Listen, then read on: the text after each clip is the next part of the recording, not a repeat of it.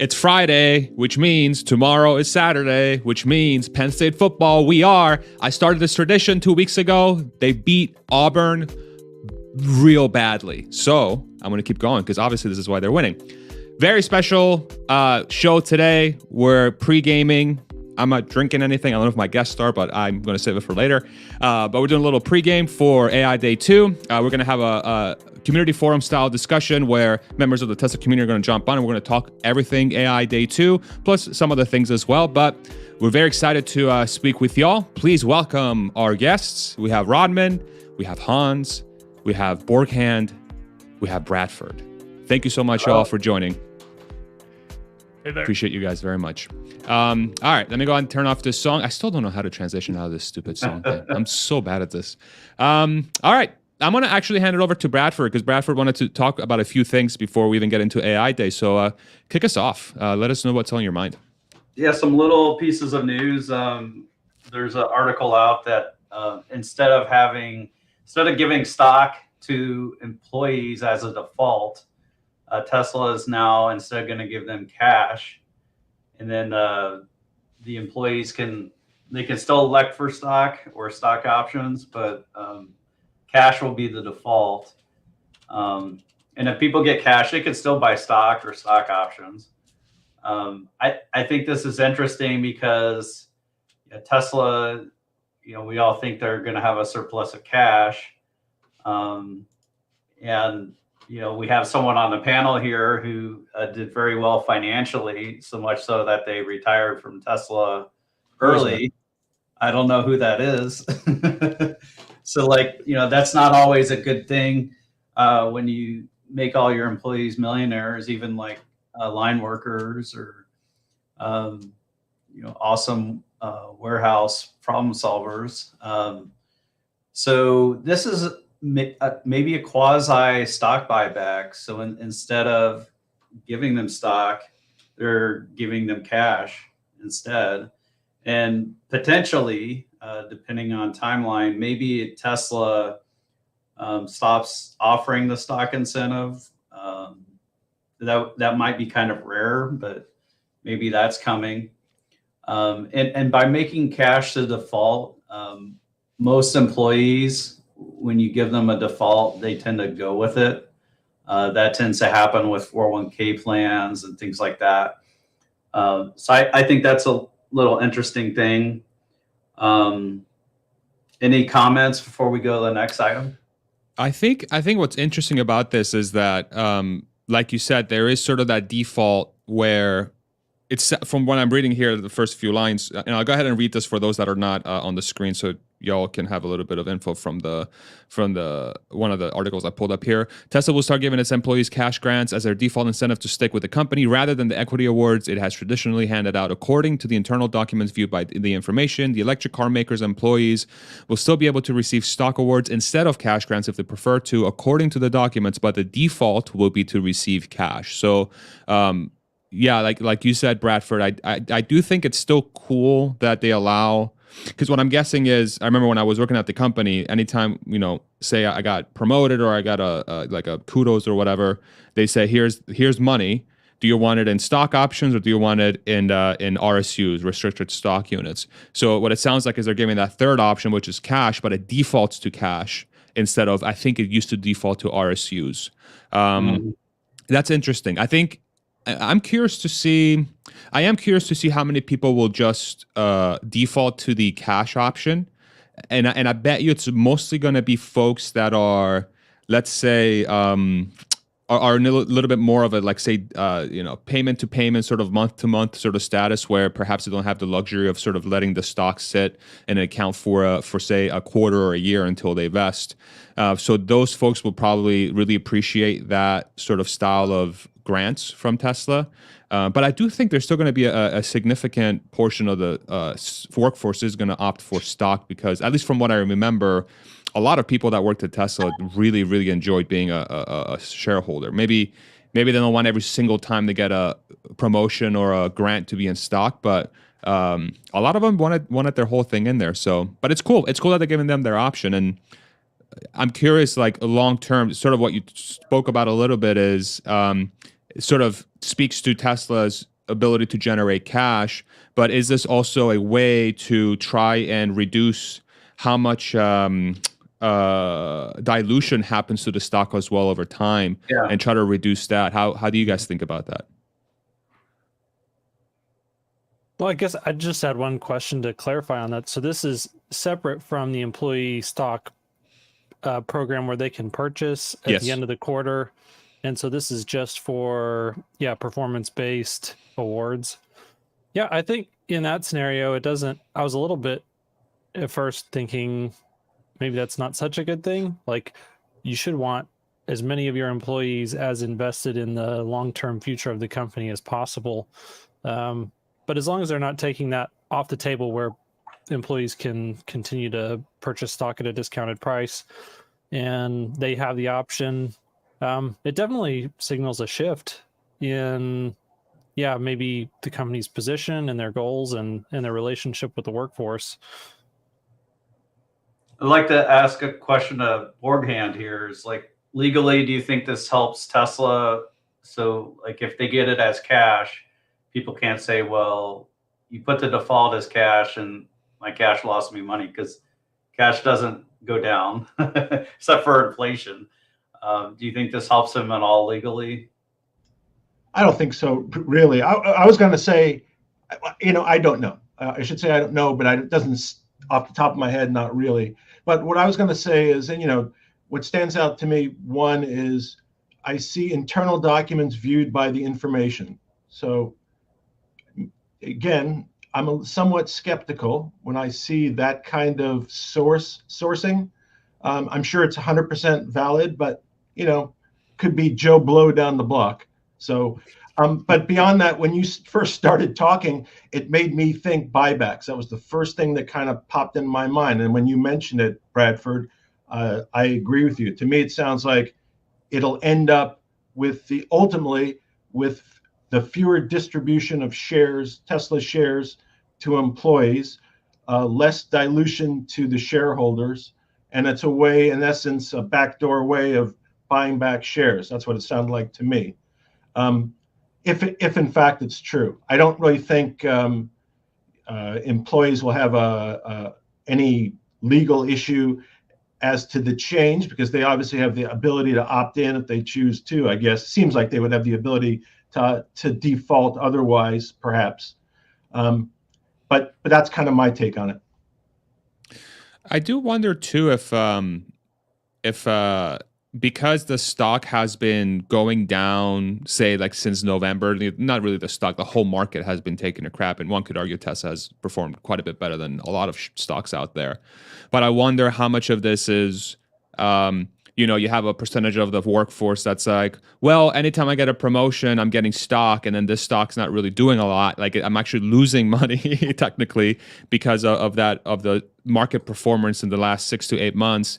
And now that Tesla is much better positioned from in a financial perspective, and they're able to say, hey, you know what, to do right by the employees' concerns around this matter, we're going to give them the option to just say, you know what, instead of me taking a risk in this volatile market, I'm going to allow them to take cash. Or it could also be a signal that Tesla is saying, maybe, I don't know, this could be like a little tinfoil theory, but like, maybe they think for the next couple of years they don't think the market's going to perform all that well, so they're creating this as a proactive measure to try and prevent that kind of noise coming up in the future. I don't know if that's a little bit too much of a tinfoil hat theory, but I just wanted to throw that out there. Rodman, did you have any thoughts? Yeah, I mean, I've been on this side. I've been on the employee side, and with the company I worked at, I accumulated quite a lot of shares through mechanisms like this, through awards. And I mean, I have to say that, like, for me personally, like, being able to have enough income that I could just hold on to these things, they are like just an extremely great way to build like wealth. And that can be detrimental, like you guys pointed out. Like, you could have employees who become wealthy enough that they feel like they don't need to work anymore, or they can move on to other things, or maybe even start their own companies or YouTube channels, stuff like that. But I think there's, and then I think it probably a slight benefit for the company itself. I think the most important thing is still allowing people to have the option. like it's just great having options, right? Like taking away options is bad. Giving them more options is great. I mean, like not options, stock options, but like options of how to receive that money. If I need to pay this month's rent and this is like extra money that I can use to go buy like my wife a birthday present, that's awesome, right? And I don't have to sell any shares to get to that, right? So that's great for the stock and for those people who just need the cash. So I think that's great. You know, that's kind of a short term thing, but in the long term, I think these people are going to be less well off because they're not going to have as many shares. And going back to your point of like, is the current downturn a bad thing? It's actually a great thing if you're a long term holder. Like you're getting more, you would get more shares at a, if the stock price is lower than you would get if the stock price was higher, right? Typically, like if they say, okay, your award is $10,000, that's going to be split amongst a smaller denominator, price denominator. So, yeah, I mean, I think like if it were me, I'd be like, good thing the price is low because I'm getting a ton of shares, and then when the price goes up, I'm going to make a lot of money. But I know a lot of people don't think that way. Maybe I was the weird one out, but yeah, overall, I think this is kind of good to neutral on both sides. So Yeah, I think it's yet another instance where Tesla's displaying a lot of maturity from a financial aspect that they're able to even offer this in the first place. I don't think they'll be able to offer this, say, 2019, 2018, definitely not 2017 while I was there. I mean, they needed all the cash they could get. This is, I think, it's just a signal that says, hey, like we can do this because we have the financial capability to do this because we make a lot of money. So that's the signal I get from this. I was going to say the other thing is, and it's kind of what Bradford asked me originally, and I was kind of thinking about it. It and kind of what Farzad said, it could be a signal to employees that we perceive the stock's going to decrease in price over the next period of time. So we're giving you a clue. So if you want to take it as cash for the next 6 months, take it as cash. This is not necessarily a permanent change either. It might be for 6 months, a year, and then they might default back to stock. But it might be, and the only complexity might be, if insiders know this and then they trade on it, that obviously creates different issues. But kind of that's where my head goes if they know or have a belief that the stock price is going to change. And so it would be a clue versus insider information, kind of those two issues. Mm-hmm. Anybody else have any thoughts on this topic? 1, 2, 3. Bradford, what's the next one? Next one is, and I did send you a DM on this, Cool. that the wait times in China are back. You can click into that, and then maybe click into the forward cap one. So the wait times got down to like 1 to 10 weeks in China, or 1 to 8 weeks, that kind of thing, right near the end of the quarter. And some people were wondering if Tesla was going to cut prices in China. I thought it was more like an end of quarter type thing. But I started to get a little worried, to be honest. And now wait times are back to 4 to 8 weeks.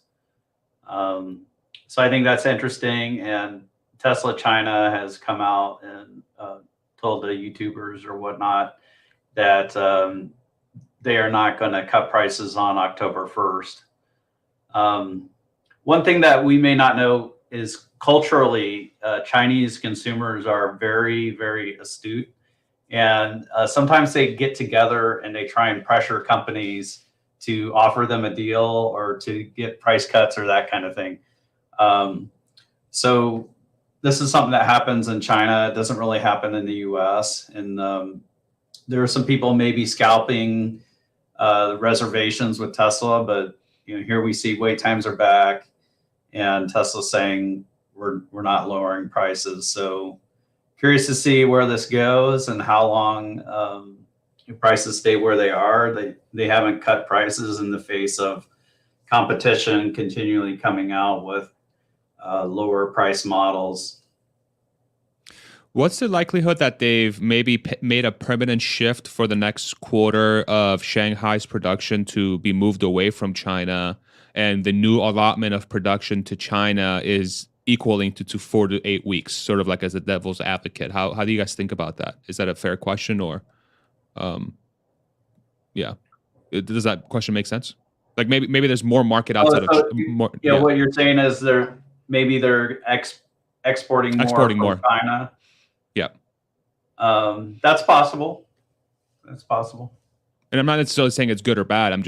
I'm wondering if the 4 to 8 weeks is a reflection of that shift, or it could very well be also that, because it is odd that it goes from, say, what was it, like 8 to 12 weeks or whatever it was before, 4 to 8, goes back to 1-4, and then it goes back again to 4 to 8, right? So it seems like a big dip and then a big return, or it could have been that they shifted production so heavily towards China for a period of time that it truly came down to 1 to 4 weeks. And they're like, you know what?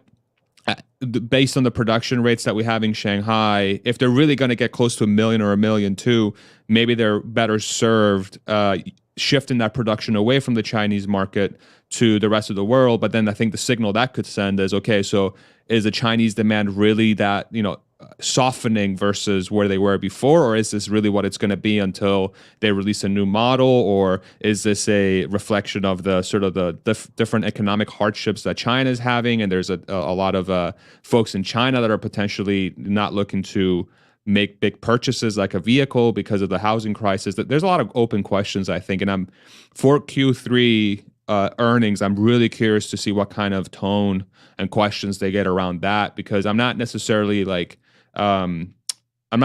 concerned about them being able to run Shanghai at 100%.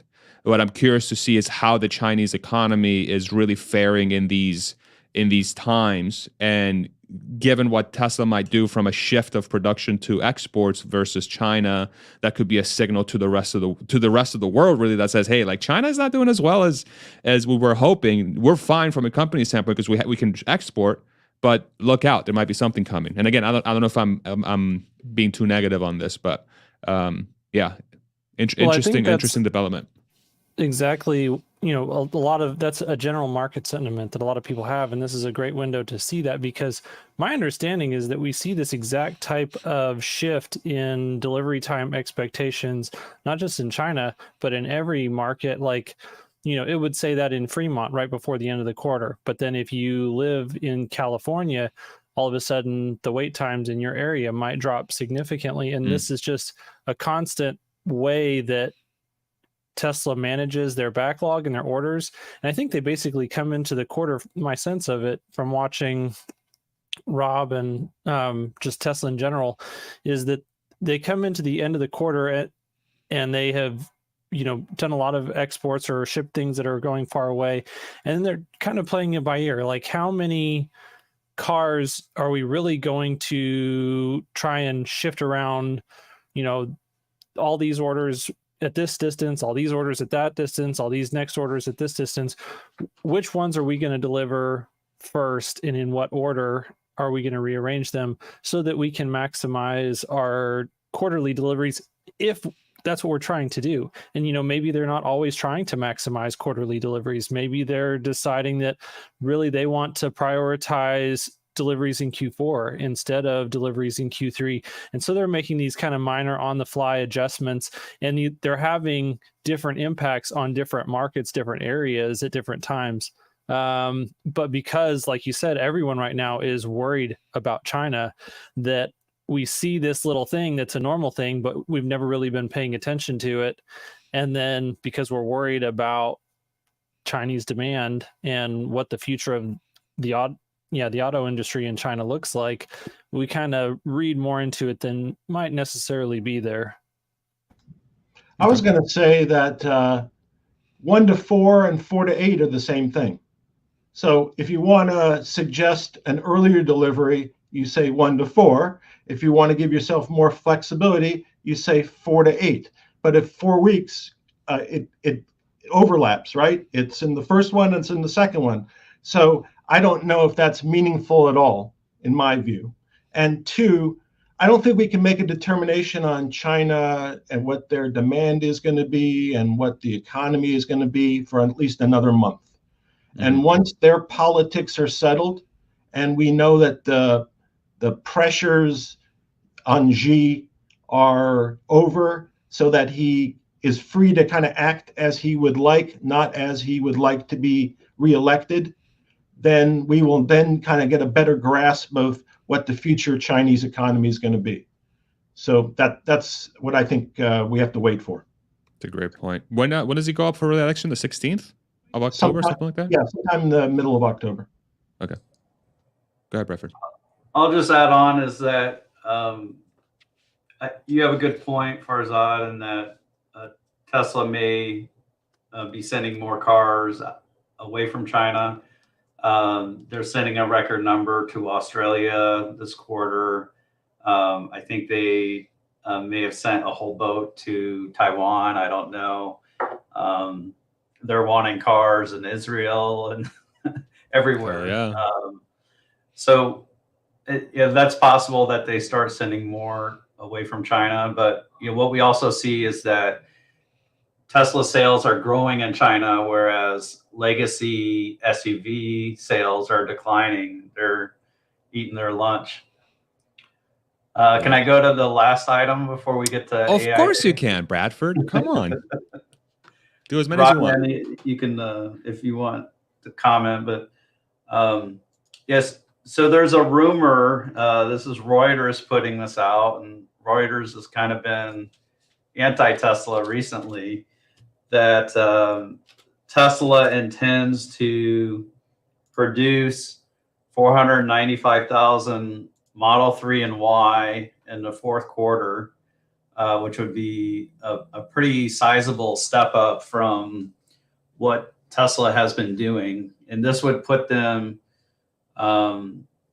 it put them above 1.4 million for the year and maybe halfway to 1.5 million. So it'd be a significant uptick in production. Berlin and Austin have been slow with their ramps, and I think people are guessing that Berlin and Austin are around like 12 to 15,000 in Q3, and they would need to do about 40,000 plus each, provided that Shanghai and Fremont have strong quarters. So that would be a really major move and very significant if it were true, and Tesla is able to execute. It could be another stretch goal for Tesla. So I wouldn't bet my life on it, but it'd be a really big deal. And we're seeing Toyota cut back, and they're still blaming chip shortage, and Tesla may be on track to increase their deliveries by 50% on the total year this year, which is it's quite shocking to see the disruption happen. Yeah. For those that are just listening in, real quick, an excerpt from the Reuters article that Bradford is referring. The ambitious, well, let me read the headline first, because, of course, if I'm going to be reporting the news, geez. Exclusive. Tesla output forecast shows jump in Q4, growth through 2023, sources.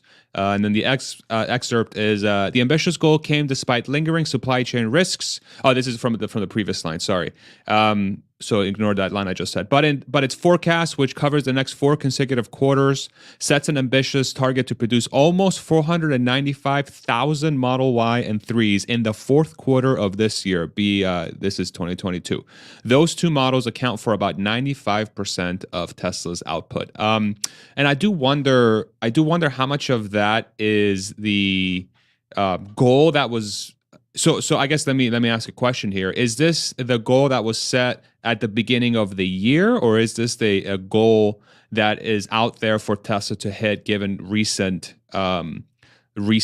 guidance internally by the company? Does anybody have any sort of idea around that, or is it just I think it's an internal document. Okay, so they could have gotten this document like January of this year potentially. Who knows where they could have gotten this document? Okay, that'd be sick. I mean, that's a big number. That's a huge number. I mean, this quarter they're probably targeting 360-ish, between 360 and 370. all models, and again, SNX is probably going to be no more than 25,000 cars for the quarter. So if they get 495 with Model 3 and Y, and they're able to sell a lot of X's and S's too, that puts them at potentially 420. Right? 420 for 520. For sure. 520. Excuse me. Yeah. Damn it, we were close. Even better. Even better. One more. Yeah, what do you guys think about this? This would be a big deal. It would be a huge deal. Yeah, I think they really just need to bring down the wait times. The thing I'm seeing around here is while Tesla is still selling really well, this is the Los Angeles market. I'm seeing a lot of Kia, Hyundai EVs pop up, and a lot of people aren't going to wait. I mean, I think some of it is going to be a price differential issue, but a lot of it is people can't afford to wait sometimes to get a car, right? You can't wait 6 months to a year to get a car. And people who can afford to do so, they'll just jump into the performance queue, which will get you ahead of the line. But, there's definitely sales being lost to competitors here. Even like the Mustang, I've seen a few more of those pop up. So getting this production up is going to be a huge boon, and there's definitely enough demand for it. So, yeah. What I found was interesting, and I looked at those articles too, I think. They were comparing Tesla's 2023 production to BMW's. yeah. And BMW's production, I think, forecast for 2023 was on the order of 2.5 million. So those are some pretty hefty numbers. That's a lot more than another 50. If we do 50% this year and another 50% next year, 2.5 is a lot more than that. So I was impressed by that. The other thing I was impressed by was it indicated that they thought in 2023 production would kind of level off in China, which I thought was interesting. And I think it's probably a good idea to diversify production to the extent it can be diversified elsewhere. I know that India is an issue, but since Apple is headed to India for production, I think that, it's something that should be considered at some point in time.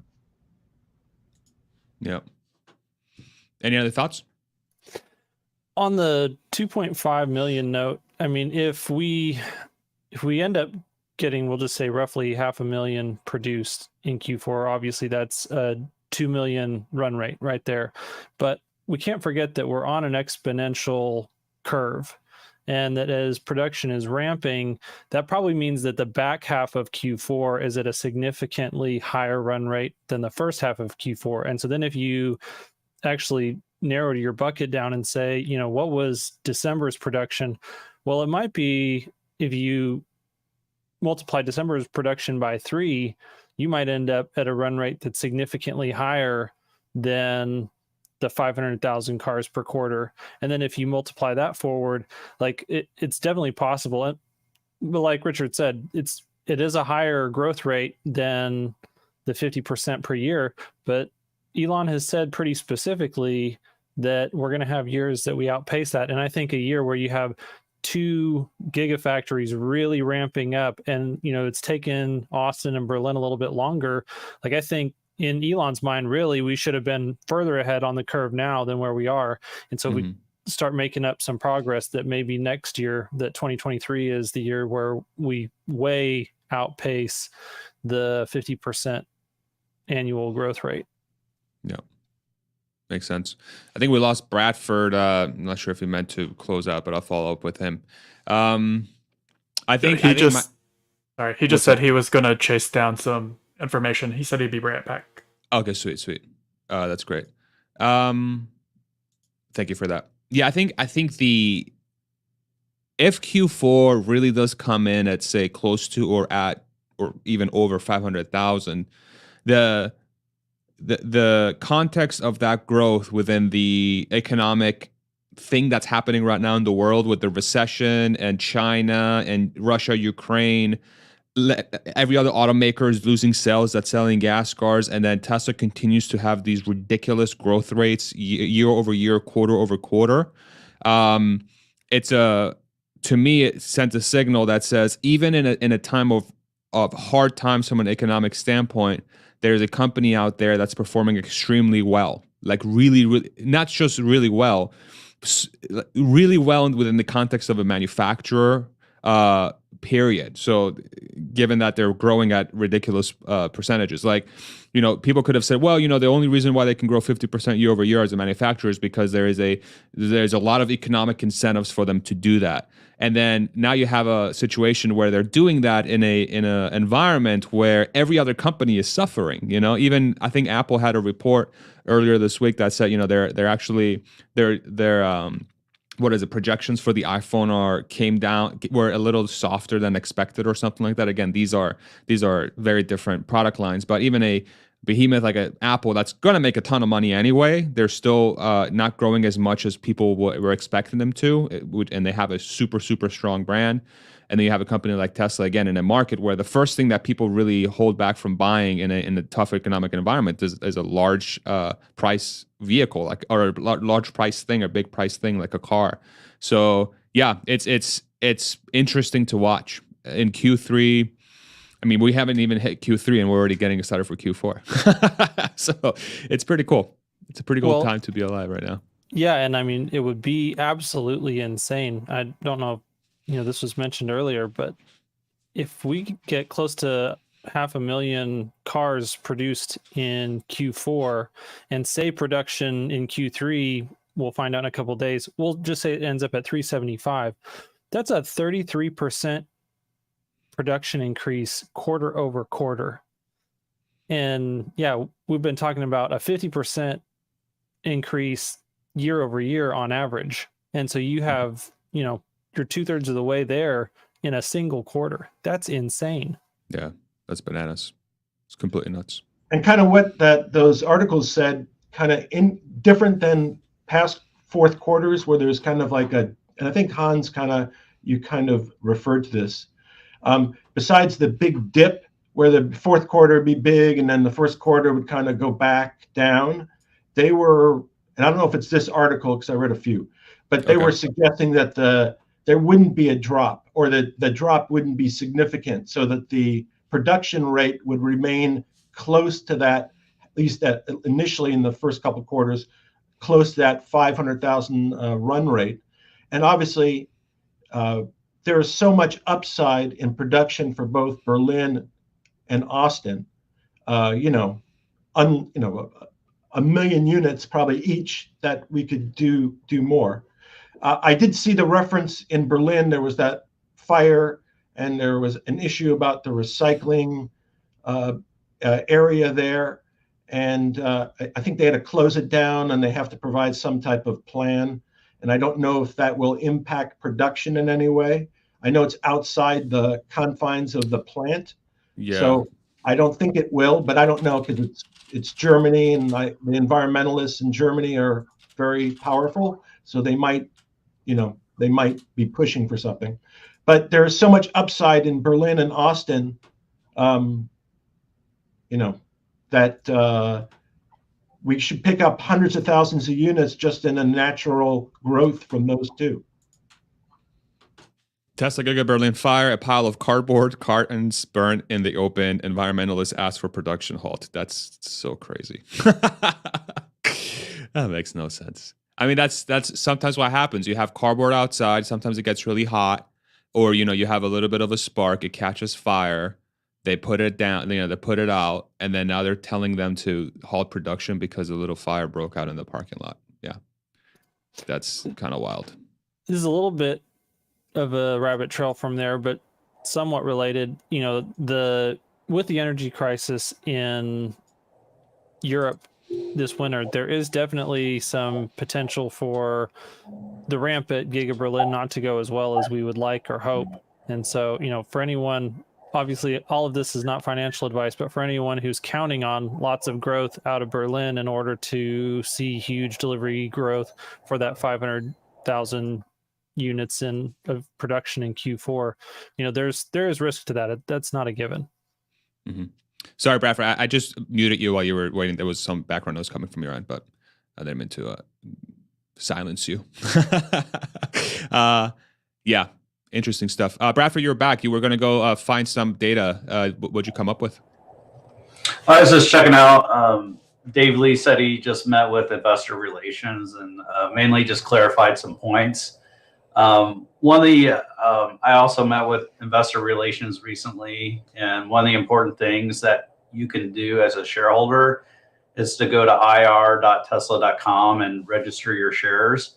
And at the very bottom, it's not obvious. You got to click on subscription preferences, and then you can log in and do that. And if for some reason the integration doesn't work, so if you click on subscription preferences, and if you sign in, you create a login, and you do your you begin to link your shares.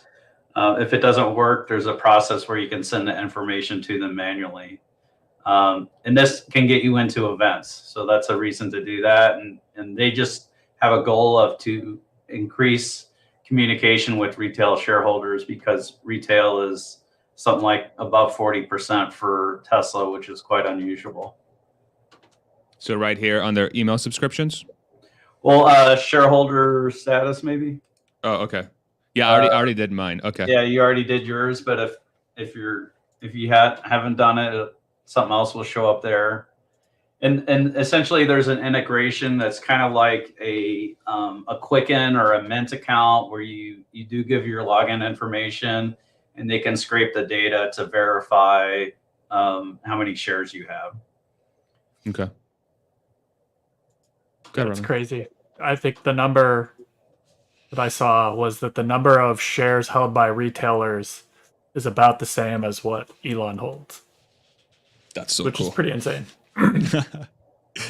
That's cool. Would that be possible though? If 40% is retail, doesn't Elon only own 20%? I think it's like 20/20, something like that. Okay, maybe 40% is wrong then. Maybe 40 is the total between retail and Elon. Maybe he counts himself as retail. I thought institutional was about 42, 43%, something like that. Okay. Did Dave share anything you can share from as far as there's nothing new, and that's part of what I'm guessing as Martin Vieca clarified is if you ever get to talk with them or ask them a question, mainly they can point you to information that Tesla's already shared and potentially clarify things. They can't give you new material information that's not yet public. So there wasn't a ton that was new. The only thing that, and this would kind of go against what I've been pushing on the Inflation Reduction Act, is like Tesla is still clarifying with the government, what applies to what in the Inflation Reduction Act. Okay.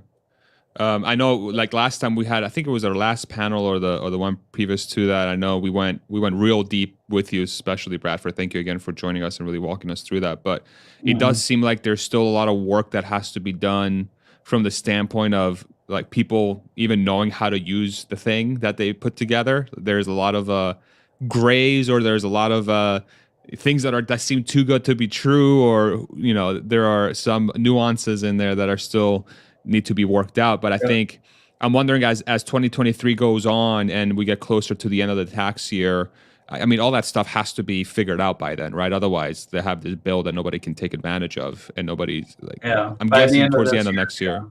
End of this year, you think? Okay. I think by the end of 2023. They have to clarify by the end.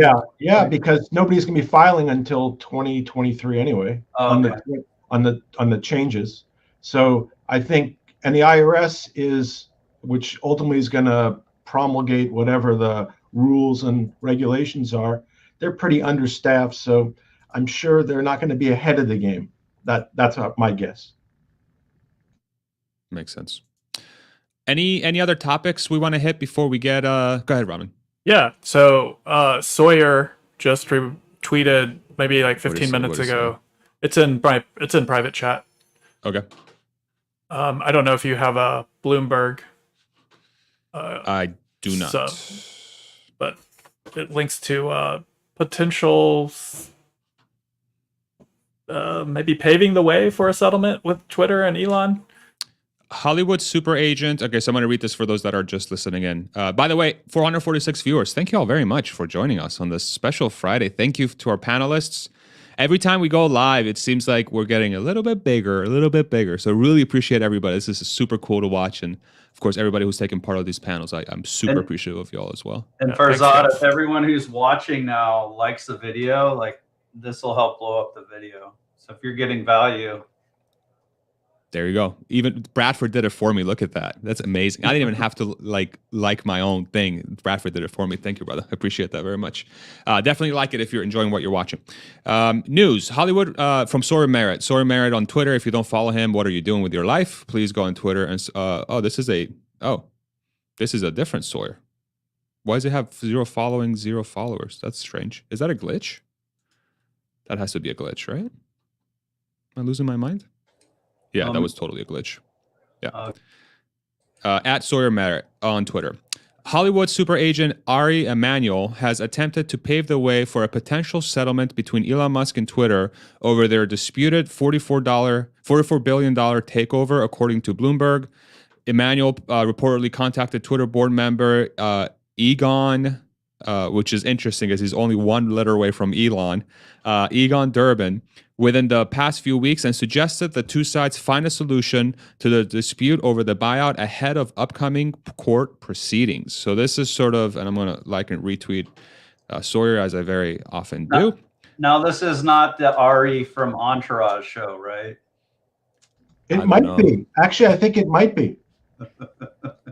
Ari Emanuel, right? Let's see. Who's this guy? He's probably a superpower dude. But I just remember the Entourage show. The character's name was Ari. I wonder if it's based off of the same person. Probably not. I mean, it's just a very common Israeli name, right? But yeah. I think Ari was based on Lee Steinberg. No, I don't see anything about Entourage in here. Different guy. But yeah, so that's it. This news broke about 40 minutes ago, September 30th, 2022, 12:06 p.m. Central. I mean, this kind of lines up with what the sentiment has been. I know I've followed multiple folks on Twitter. So I know Gary Black, I think Dan Ives, both who covered Tesla from a financial standpoint. They're both sort of on the boat that they're going to reach a settlement before or during the deposition period of the trial. I myself feel like the settlement is the best outcome for both parties. I would say that Twitter not getting to a point where they can close a deal with Elon on Elon's terms somewhat, I think is detrimental to Twitter, because I think in the next 2-3 years, I've talked about it before, if they have a competitor that Musk creates, then they're going to have an issue retaining users. But yeah, interesting stuff. So this is yet another pointer that says, hey, there might be a settlement coming soon. The judge, okay, sorry, let me see. Let me see if there's any other lines in here that Durbin notified the Twitter board about the conversation. The people added, it is unclear if the social media company responded to Emanuel or intends to do so, they said. So whether Emanuel is operating at the behest of Musk or is trying to resolve a high-stake dispute involving two allies is a question investors would likely pore over. Bloomberg was unable to ascertain details about his motives, as well as the likelihood of his overture leading to any settlement. So something that he reached out to somebody on Twitter.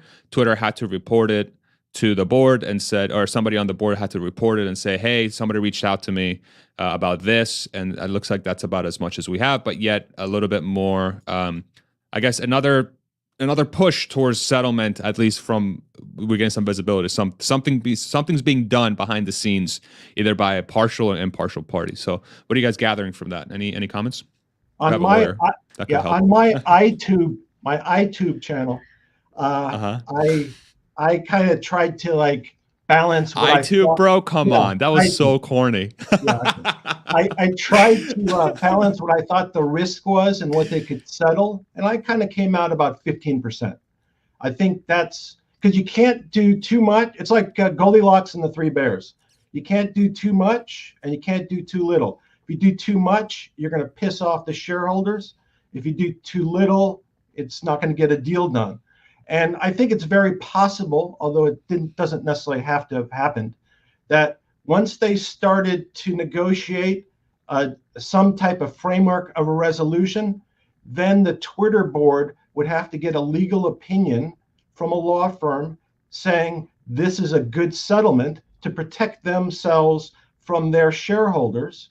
And maybe that delay in the depositions wasn't to give enough time for the law firm to prepare an opinion letter so that it could finish negotiations and then enter into a deal. That's all pure speculation, by the way. So I'm just guessing. But I thought like 15% would be like a number that you could sell.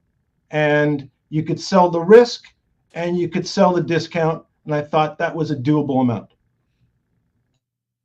Okay. Yeah, I'm just guessing that Ari probably has a stake in this somehow. Like maybe he's one of those investors or is in a group with investors and felt like he could move this deal forward. Yeah, a discount is, I mean, that's what I've been expecting. I think it's just the most probable solution to this whole thing. Yeah, some kind of 15-20% discount seems like it's enough. I mean, it's a big, yeah, who knows, but yeah, hopefully we can get this all resolved. Yeah, I think moving forward is really going to be the biggest thing here for all of us. Real quick, I'm going to give a shout out to Claude Nelson. Claude, by the way, runs the channel Tesla Community Forum on YouTube, where they host community forums as well. That's all Tesla community driven. Shout out to Claude. Super good job with that, and thank you so much for the £17.99 super chat. I wonder if there was some currency exchange discount there from the $20. That's the reason it randomly showed up at $17.99. But obviously, thank you so much for that. That will go into the drink budget for when people come here to Austin to use that money to buy them some beers. Big day today, guys. Let's do this thing, robot and other things. So very, very exciting day. Bradford, I think you were coming off mute. Go ahead, sir, if you had, or I forget who it was that was coming off mute just now. Yeah. So what Richard is talking about is a 15% discount to the 54.20 that price, and so that would make sense. And if you think about long-term Twitter, maybe they IPO'd in 2007 or something like that. They IPO'd around $30, so, and there's been no dividends or splits.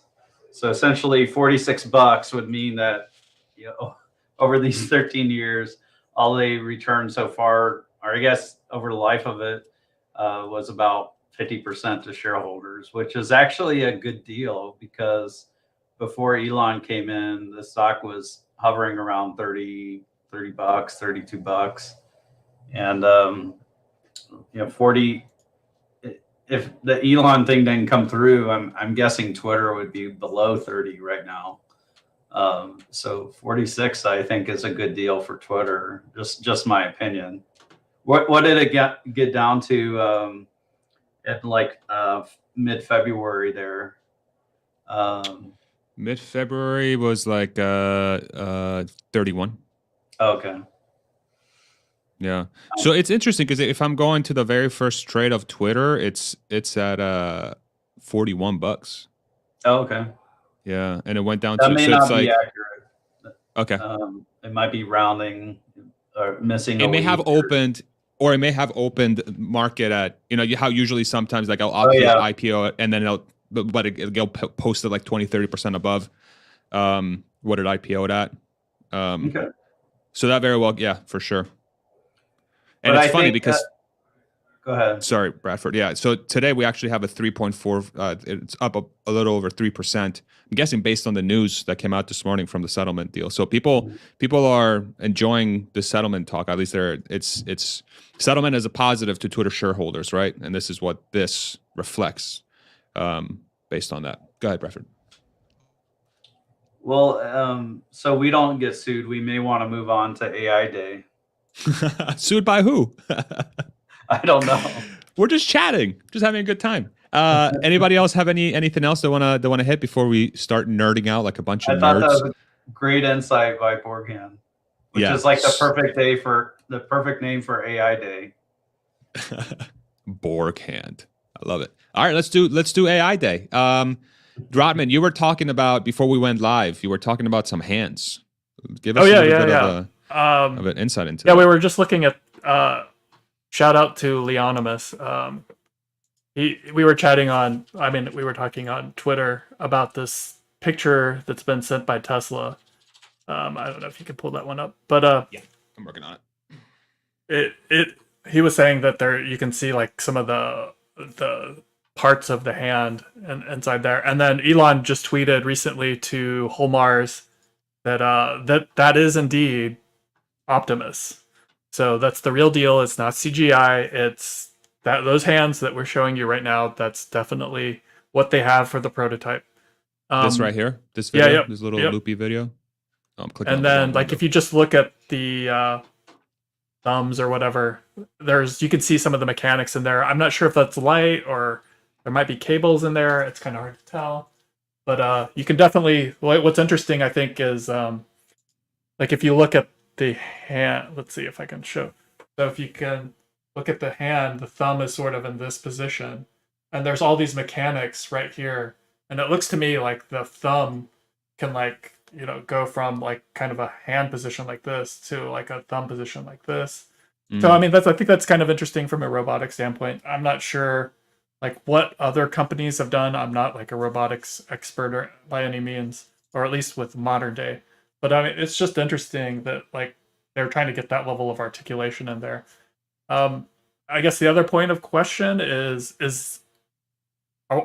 all that we're going to see the hands, or are we going to see an entire bot? So that is a very exciting kind of open question. I'm seeing a little bit of a. I'm gonna overexpose this image real quick. Yeah, you guys can chat about the hats while I try to overexpose this image here, if you guys don't mind. Go for it. Yeah, what I notice is there's this cutout where kind of like knuckles might be, and the inside of the fingers looks like it may not be metal, or it may have a slight offset so it can push in if the hand is grabbing something. So I'm curious if there's sensors on the inside of the hand so it can sense the grabbing. And I hope that at a minimum that Tesla talks about that tonight. It is the sensors in the hand. It looks like there's those black pads kind of on the fingertips, and then in the thumb you can see it in the middle joint as well. And that was my thought as well when I looked at those pads, was that those are probably force feedback sensors. And you definitely are going to need something like that if you want this to operate intelligently at all. And if you're doing like if you're picking up things, right, you want some like give in those tech and that surface, right? So yeah, like that padding, like not having metal be there.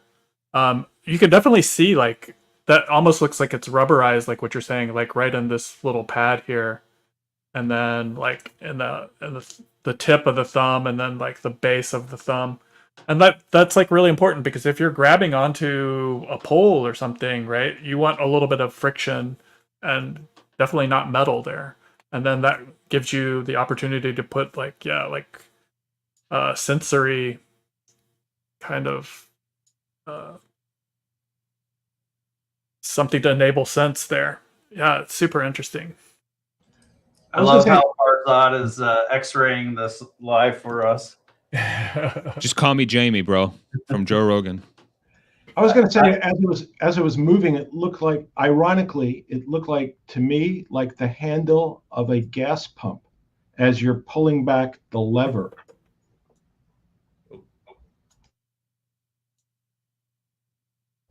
Oh, when it was moving, coming together? Yes. Okay. Yeah, you also want, rubber or silicon for grip. Metal is harder for grip unless you score it or something. You don't want to damage what you're picking up either, so you want to be better if it's soft. How many fingers do y'all think that it has? 5. You think it is 4 5? fingers and a thumb. Yeah, absolutely. I mean, you probably don't need it, but is there? Let me see. Can you see in the background when it's doing the? I can only confirm 3 just looking at the video, but Yeah, as it's expanding its hands, you can kind of see the outlines of the different fingers. The Twitter media player sucks, dude. Sorry, Twitter. I think they're going to add a middle finger. I hope they do. What if that's like the special thing it does? It comes out just like, "What's up?" Like a gangster out there. It's very interesting. What's reassuring to me is that if I pull up the one of my fears was that Tesla was just going to show the hands after they've been focusing so much on the hands, but it's very obvious here that it's connected to some sort of like wrist mechanism, I guess, or like an arm extension. So it does seem like it's going to be a full bot. It's not just going to be the sub segments, or who knows, it could be. But I really hope it's one full bot that is able to achieve all the different motions and gestures and whatever. It's not just the individual, maybe here's how the hands work, here's how the elbows work, but it's not put into one robot, that it's a bunch of different sub segments. Because the one tweet that Elon sent to I want to pull that up real quick. He was talking about how it's going to be showing they're going to be showing a lot of hardware. Also, Cybertruck is supposedly going to be a boat, which I'm really excited about. Note, this event is meant for recruiting AI and robotics engineers, so it will be highly technical, as well as advanced chip and supercomputer engineers for next-gen training and inference. And then, was he replying to whole Mars, Hans, you were saying? Was it? Somebody said something about whole Mars. Yeah, Rodman said that. It was, I think whole Mars had posted that picture. If you go into the replies, yeah, it's one of the top ones up here. I'm going to need to dash soon. Okay. I think it'll have 5 fingers, so you can do some imitation learning, or you can train it to do where humans can train it to do specific tasks eventually. So kind of future-proof it for that use case. Yeah. Yeah, I think that's the part that I haven't heard many people talk about. That is my specific prediction for today, and we'll see, how all this comes to pass. But them talking about the challenge of training, I expect that they're actually going to do some useful everyday tasks. And I know that Mike had shared a tweet about a comment that Fei Li made at a conference recently, talking about a new paper that they're working on at Stanford for how to train robotics using artificial intelligence. And they have like 100 everyday tasks that they've been training these robotic mechanisms to do. And so I kind of expect that to be part of today. When we look back at, say, the Rubik's Cube example that OpenAI completed a couple years ago, that was a very large neural net model that they had to train to do that. And the only thing that neural net model can do with that hand is solve a Rubik's Cube. Like, you can't take that and then say, hey, okay, here, pick this cup up and put it down over there. So all of the time and energy and resources that they had to expend to train. I just saw that picture. That is something else. Off label. Off label, totally. That doesn't transfer to something else. And obviously for TeslaBot to be a useful agent that you can have do general type things, you're going to have a general way of training neural nets to do different types of tasks. And that's one of the big challenges here, that one of the reasons we haven't seen more advancements in the hardware side of robotics is because cool, so you can make this mechanism that can do a thing, but if you can't put any intelligence behind whatever it is that you're building, whether it's a humanoid robot or something else, it's so hard to program that thing to do anything interesting that creates value that there's just zero economic forcing function to do that. And so that's really the biggest challenge in solving Tesla bot is, how do we give this thing enough intelligence to where it can do general things? And I don't have to specifically program, okay, you start here, you move like this, you go down, you pick it up, pull it up, go over there. Like all of those. I mean, if you've ever done anything with robotics, if you've done 3D printers or, played around with anything in high school or a college lab, like that is exactly what programming robots is like today still in factories. And so, that's just not at all applicable to what it is that they're trying to do. And so, yeah, like how are they going to create generalized neural net models that not only handle motion, but, they've got to sense the outside environment. That's a lot of what we've seen them doing with the FSD hardware and software. But then, on the car, the car has a pretty good sense of how it moves in the world, and it's really simple, honestly. Like the model of how the car moves through space is very easy to solve. There are not very many degrees of freedom. It can move forward and back. It's not really moving side to side. It's not moving up and down. And so as far as control inputs, you've got your accelerator and you've got your brake. On something like a humanoid robot, like you've got tons and tons and tons of joints, and every single one of those things has to be controlled independently, but in a coordinated way.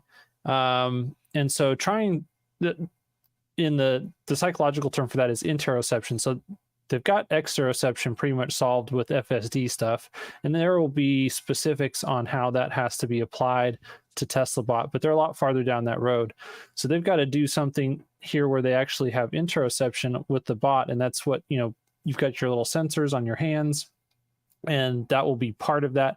But how do they give the bot a good sense of where it is in the world, how it's moving, how a control movement will actually change its position in the world, and then how that's going to affect all the things that it's interacting with? These are really, really difficult problems to solve. And so I think they'll demonstrate the hands doing things that look to us very simple. But, if they could clean a toilet and then go clean a different type of toilet and be like, yeah, those are not two different routines. That's the same neural net cleaning two different toilets with two different shapes. That would be extremely impressive to hardware and software engineers in the AI and robotics space. Yeah, for sure. I think if they really truly show how it learns to do those different types of movements that are non-repeatable and I guess almost, I don't want to say infinitely different, because every minutia that you do is theoretically could be infinitely different, right? But the neural nets, or the procedure it uses to learn the different ways of how to handle one type of function but infinitely different, is going to be so game-changingly crazy that it's going to blow, and it points directly to AGI. It points directly to, hey, we're making a way towards AGI, or we're talking about, hey, we can do this. We can use the sort of platform or the foundational thing that we've built with FSD. We can apply it to the bot, and this is why we can do it. Bro, it would be completely nuts. I see Matt Smith in the comments. He just said, yo, Matt, you got the link if you want to join us. Oh, look at his picture. He updated it. He looks so much better. Do you remember how young he looked before? He looks much more accurate now. Nice face, Matt. You look so pretty. Probably that's why he wrote, yo. Go ahead, Hans. His picture was funny because he was calling out Emmett for making fun of him and how young he looked, but I think you make fun of him for looking young in that old picture just as much as Emmett does. So giving him a complex over here. Matt's going to have to go to therapy.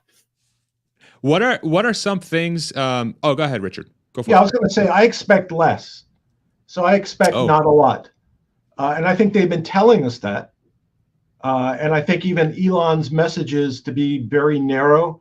There's not a lot of people they're going to go. I think it's like 300 people, something on that order. He's kind of said it's for recruiting, so I kind of expect less, and I think they have kind of like the right sequence, the right timing to do that, because deliveries come out Sunday. So if they were concerned that the public would not react well to just an advancement that only people that know what they're looking at understand, they don't really have to worry about that as much if deliveries are going to be as stated. If deliveries on the order of 360, 370,000, some in that ballpark, that's kind of what people are going to look at. And to the extent it's kind of a vanilla AI day, it'll kind of get overlooked. And it will be really just for the people that are interested. So I'm kind of expecting more of a vanilla presentation. Okay. Robin, what do you think? And of course, comments, chat, please let us know your thoughts too. What are you expecting to see? I'll pull these up as we go along. Matt's going to join us here in about 20 minutes as well. Go ahead, Robin. Yeah, I mean, it's hard to predict, right? I think if you're still going by trying to impress engineers, they really have to go pretty like they got to push the envelope pretty hard and provide a lot of I mean, there's going to be a lot of technical details. We know that. So yeah, I'm definitely expecting to see a lot more of the Dojo computer, because the computing platform, I think, is something that's a big deal if you understand computing. The robotics has got to really push. I think they really have to show that there is a lot of differentiating factors between what they're doing and what Boston Dynamics is doing. Like there's just a lot of engineers out there that kind of have a pretty good pulse on like what's happening in the robotic space. Like, I mean, a lot of people should be familiar with like what Boston Dynamics is doing, like you guys said. But you really have to prove that you're not just like overhyped, right? You have to prove that this is a place where you're going to do something really important. And if Tesla's goal is to really push the advent of like humanoid robots a lot forward, a lot much like they've done with the car, with the EVs, like they really have to do something kind of impressive. And I mean, this isn't the only chance they'll have to do it. I imagine that this is going to become a regular thing. I mean, we have like the last one was only a year ago, right? Or I don't know when it was, but yeah. So this needs to be a little bit more than what, like, I have my expectations low, but I think it needs to blow a lot of people's expectations, especially the engineers, right? And especially when Elon's saying it's going to blow your mind. Yeah. I think he's kind of set that expectation too. Go ahead, Hans. But yeah, I was just say, I mean, what I'm expecting, I think will go over a lot of people's heads and they won't understand what it is. Like, it's really exciting to me, and I think it would be exciting to a lot of people in the field. And I don't think it's something that other people would understand. And, I also think that Dojo will be a big part of that. I've listened to Robert Scoble and his spaces with Tesla Herbert periodically, and he's mentioned a number of times that they have a data center running up in Washington, and he says that it's Dojo. I've always wondered, is that really Dojo, or is that just NVIDIA GPU cluster that's running? But when he's talked about it, he says specifically that they're doing simulation. And one of the challenges for training things is, and I think they even mentioned this in the OpenAI video, or it could have been something else on robotics, but basically you can't take a physics engine from a game engine and then use that to train something that you intend to operate in the real world. That the physics that are currently built into some things like the Unreal Engine, they're really specifically purpose-built for games, which are supposed to make it look good and feel good to someone who's playing games, but that's not actually an accurate representation of the world, and you can't use it to do AI training on and then expect that to operate in the world. And so that's why transfer learning is a difficult task. And so, you know, I can't think of anyone better than an Elon AI company to create the world's best actual physics simulation engine and to be using that currently. And that's kind of what I'm expecting, is that we're going to see that they have been using their custom-made physics engine to generate a lot of simulation that they're using to train the bot on specific tasks, and they're working on a generalized model that then you can take that and train it. Because, you know, a lot of these models they're just not transferable. You can't take something that there's just not a whole lot of ability to tweak an existing neural net to slightly modify its capability. You have to go do a bunch of training. Then you have to add new, you know, heard and Andre Karpathy talk about this. You know, you curate your data set, you add new things, you try and make it more diverse and not have too many cases of this or not enough cases of that. And there's a whole lot of effort that goes into just tweaking slightly the behavior of a neural net. And that Tesla bot is definitely going to be something. The only way that we can solve the bot challenges that the robotics industry has never been able to solve is with intelligence, and it's going to be with neural nets. And so how do we do that? And so, yeah, it could very well be the case that Dojo actually is partly a physics simulation engine. Yeah. That they've been running, and that this then moving forward, you know, if that were true, if that were the case, and Tesla can show, hey, we are the world's leader in training AI robotics control neural nets. Oh, and we can even offer that as a service. You know, once we finally get our robots up and running, we can provide you with, we've got the simulation engine, you provide the cases, and we can do training there. And we can even provide a general model, kind of like an OpenAI, you know, GPT-3 type thing. Here, you can plug in the different attributes of your robot, and you can use it, download it into your different application. So it's pretty, you know, I think that's the biggest challenge that's out there. That's what I'm hoping to see. And I think there's a high likelihood. And I also, like I said, I think that a lot of normal people will be like, yeah, but it didn't jump around and do weird, cool things. So, you know, it didn't make a whole lot of sense to me. Yeah, for sure. I do want to give a couple shout outs here on the comments. So there's people asking when the actual event is going to start. The event was going to start at 7 p.m. Central, 8 p.m. Pacific, but they moved the timestamp on the live event on YouTube. So if you go to YouTube, to Tesla's YouTube page, it's actually now set to start at 8:15 Central or 9:15 Eastern. So they pushed it about an hour and 15. Along with that, about an hour before the event goes live, I'm actually going to be doing a simulcast with Zach and Jesse from Now You Know. We're going to run the same stream on both our channels, and we're going to cover the event an hour before, during, and an hour or whatever long after the event as well. So look out for that on both our channels. And we got my boy Nicholas from Investing Against the Grain on his freaking honeymoon is on our chat. What are you doing? Such a degenerate move. Hey guys. What are you doing, Nicholas?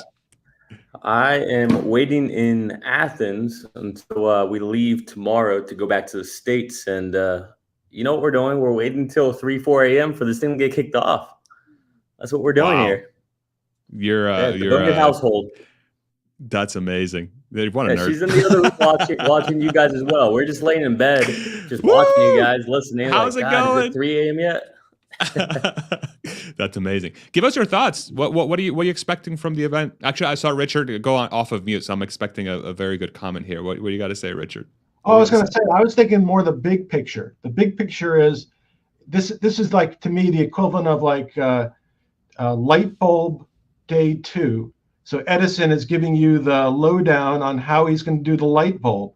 And we're, hundreds of years advanced. And now we get to see basically the process of invention. And besides how amazing that is, it's got to be so stimulating to some 6-year-old kid or 10 6-year-old kids who are going to end up creating the technology of the future. So I think it's just amazing that we get to share in the process. Yeah, that's a great point. I think it often goes sort of under the radar just how impactful Tesla has been to the next generation, like the upcoming generations, sort of what they're looking to be excited about for the future. You talk to all the little kids back in the day, in the 50s or 60s or 70s, it was a very different sort of things you're excited about. You're excited about, like I'm thinking about products here, like a Corvette or like these cool cars, like a Ferrari or whatever. And nowadays it's like, oh, Tesla, ooh, rocket, ooh, could be a robot, It's you have this singular person that's driving all those industries, and you're retaining a lot of customers for life in that way. Sort of like planting the seed early on, you're inspiring them, and then it comes to fruition later on. That's a great point. That's a really, really good point. That's very exciting to see. A very different lens that you're viewing that through, and it's super legit and true. What are you thinking, Nicholas? What are you expecting? What's going through your mind here? Ooh, a lot of things going through the mind. I feel like I've been on this roller coaster of emotions with it. For a while, I was, with everybody thinking it's gonna be a bot that's gonna come out, it's gonna be able to walk and stuff, and then the more and more we just saw the arms and the hands, like, okay, maybe that's all they're gonna show us. They mentioned, or someone, I forget who, said that, it's gonna be nuts, and I was thinking, okay, maybe they're gonna be sorting out nuts from washers and showing the dexterity. I mean, you guys talked about the padding on there, so dexterity is one of the most difficult problems to solve, I think. And now I'm thinking it's gonna be a full bot again. I mean, I thought that because I noticed and I'm sure everyone else noticed this already. I'm just late to the game, but the fact that the heart, it's coming from the view of the head of Optimus. It's not from the other side. So I was thinking maybe that is like a camera from internally doing something.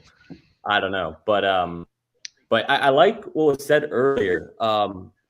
So I forget who said it, but it was Hans. Hans was talking about how a lot of programming for robots is very robotic, right? It's very like dynamic, static, very choppy. But remember when, and this is probably a horrible analogy, so hopefully you guys track with me on this. Whenever smartphones came out, right? Like the original ones, so stupid Palm Pilots or the BlackBerry Pro, and everyone's like, oh, it's just a smartphone. And then boom, here comes Apple and they drop the iPhone. What if that's the same thing here? We have Boston Dynamics. Yeah, this is what robotics looks like and all that. And boom, here comes Tesla leveraging their lead with neural nets and training and what they can do with bots. And it's like, oh my God, we just leveled. Even if it's just arms and dexterity and taking nuts and washers apart, I don't know. I have no idea what to expect. And it's Friday night. I'm in Europe. Everybody in Europe I've talked to is kind of excited about this. It's going to be 3, 4 a.m. here. You guys are up on a Friday night. What other company do you have this for? None. I know. I love the excitement, dude. I love it, bro. By the way, you are choppy on the video. The audio is decent. It does chop up, but the video is like super laggy, but we can still hear you. Just to give you a heads up. That's Russia. Dude. You just made me so excited. You just made me so freaking. Yeah, Russia, right? Freaking Putin. Man. Yeah, the fact that I'm up right now, well, not up, it's in the afternoon right now, but the fact that I'm here with a bunch of sort of like-minded folks that are very excited about this on a Friday, and then I've devoted my Friday evening, which typically I wouldn't, let's say the average person, I don't think would be sitting down in front of a screen waiting to see what a tech company is going to do about robotics and self-driving cars and chips. And like I've never been I never imagined myself in that sort of chair, but I'm going to be spending, I don't know, 4 or 5 hours tonight pre and post, just going all through this whole event. It's crazy. Absolutely nuts. Mike, community member, welcome back, my friend. What are you thinking? How's this event getting you excited? What are you expecting? I'm so excited. I think it's just gonna, like, we're gonna see it and we're gonna go, oh my gosh, this is happening. This is real. Like, they showed it.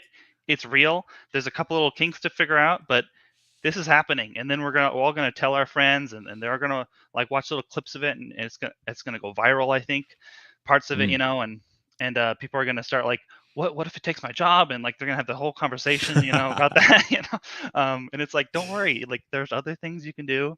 There's always things, I think, that humans are able to do for each other that robots can't quite satisfy, like, the value of human attention, for example. It's very important. But, yeah. What specifically do you think could go viral? Like, is there something that you're expecting them to do that you might think it's unlikely, or like where does your head go? What I picture is like they ask the bot to do something.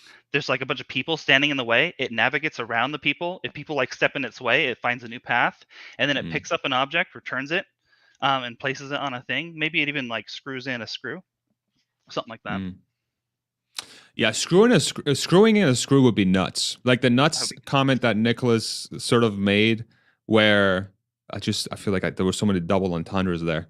The nut comment would be crazy because I can't help myself.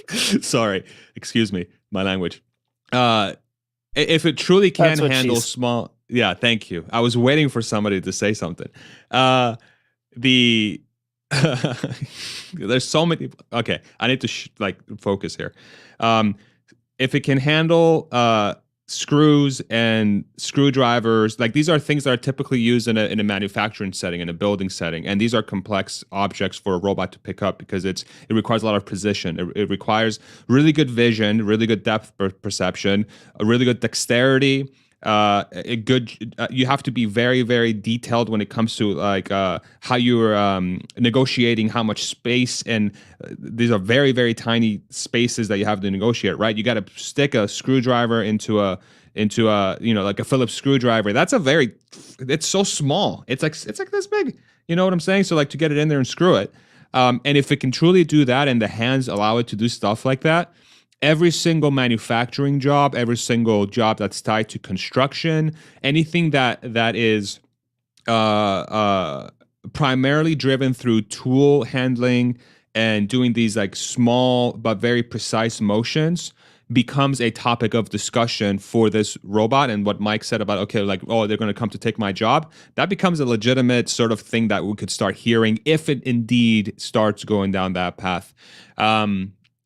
The implication of that would be nuts, but they wouldn't be creating a hand like that unless I don't think they would be really investing that much time in creating something that seems to be very capable of doing those small movements and handling that type of equipment, unless they very well are meaning to go down that route. And then things like folding your laundry, you require that sort of, I think, dexterity, and the shape of our hands is very helpful for folding laundry, cooking. That's another thing. Cleaning, holding a rag, and or whatever, handling a vacuum. I don't know what other things could be done with that shape of a hand, right? Where it's like super, like this thing, right? We've showed it on the screen multiple times, but the shape of the hand of the bot, and I know I saw people were spamming on the bot. Elon said it's the real Optimus bot. Yeah, I saw the first message, my friend. Please don't spam the comments, by the way. If you're in there spamming the comments, you will get banned. Just a heads up. Like that shift of tone there, I got so mean there all of a sudden. What other things could be done with this shape of a hand, right? What are the jobs that can be replaced? Any thoughts? Well, what I would like to see is the bot pick up a pen and write its name. Oh. And that'd be a good one. I give it a numerical name to start off with, like 42069, something like that. But I would think just a task of the gripping and the dexterity of being able to write, I think would be incredible. I really want it to be named Johnny 5. What is that in reference to? Oh, it's an old movie about Okay. a robot that becomes self-aware. There's I'm going to start reading through the comments as well, in case you guys have any thoughts around what these hands could potentially do. Do you think there is a greater than 0% chance that tonight blows people's minds and Monday morning we're up 8% pre? I really don't think so. I think this is going to be way too technical for the market to even understand, and we're beholden to macro. So I don't know what you guys think about that, but I think there's greater than a 0 chance. yeah, 0.1. I think we're overdue for a good reaction to one of these days. Yeah. But I don't know if this is going to be the event that's going to cause that, just because I don't know. I'm trying to, maybe this is me tempering my expectations too much. It's just, we've been sort of conditioned to, at least for me, like the way I think about these events, like they happen, they're mind blowing, and then the stock is down, and it's happened so many times over and over again. I'm like, ugh, you know. But Yeah, maybe what I've that's just learned me. is that the people who have enough money to actually influence the stock price in the short term care about things that are way different than I care about. And so if I'm really excited about this, that means they're not going to be excited about this. And then That's what I was true. said before, we have deliveries announced before the end of the weekend, which kind of mucks up what Yep. people are responding to. Yeah, that's true. And I think Hit That Bid put that comment down there, right? Yeah, Hit That Bid. Our friend Yashu. Whoa. Deliveries could be the reason. Yeah, great call, Yashu. Real quick, I want to read a couple super chats here. Tony De Vera, $5 super chat. Thank you very much, brother. Could Tesla adjust its manufacturing processes to accommodate dexterity limitations of bot to implement and monetize it faster? That's actually a really interesting comment, because if the bot really gets to the point where it becomes as has the same dexterity as a human, then do you even need to change anything on your line, because the bot can do everything, right? So it's, if you can come up with that solution, you don't have to worry about changing anything on your line. You're done. Which in the end is way more beneficial, because you don't have to put any costs into the manufacturing change at all. It's just a, hey, here we go. Like we already have the tool and we're ready to go. So that's how I think about that. And any thoughts about that, y'all? About Tony's comment? Well, they totally will for a while, because the bot's not there yet. It's not ready to replace a human. And we will have a long way. And so during the training phase, they will, because they're going to want to use them. They're going to want to get them on the line. They're going to want the experience and the practice, and all the training data that comes from real world operation. And so there will be a time that they do make some accommodations for that. But like Farzad said, the long-term goal is not to need any accommodations whatsoever, because you do want this to be able to do any physical, boring, repetitive task that a human can do. Yeah. I was going to say, this is a case where being non-union is probably hugely significant, because if you were union, I think it would be really difficult to put bots into the employment stream. I really think that would really slow down the process. So I really think that's a huge advantage that Tesla has. That's a great point. Really good point. And I'd love to dig deeper into that if we have the time, but that's such a good point. Michael, I'm so sorry. Kenoyer? Michael Kenoyer? Anyway, Michael, dude, $100 super chat. Are you crazy? Thank you so much. We'll put this in the fund for all our in-person guests. When they come in, we'll have a variety of drinks, and that will go into that fund. Thank you so much, man. Really appreciate you. That's super generous. And yeah, I almost don't want to accept it because it's so freaking generous. But thank you, man. I really appreciate that very much. Matt, what's up, dude? How's it going? Hey, Farzad? Not too Good to bad. see you. How you doing? Good to see you. I like your too. new profile picture. You look way better. Well done. Thank you. Although I've got my filter applied so that I still look like a 20-year-old on the video. But yeah, my actual face is full of wrinkles. Yes. Well, I'm glad we can see both of your faces. A little bit. The Friday face, and then maybe the other faces for more official business, I guess. What are you thinking, Matt? What's going through your head for AI Day 2? What are you excited about? What's going through your mind?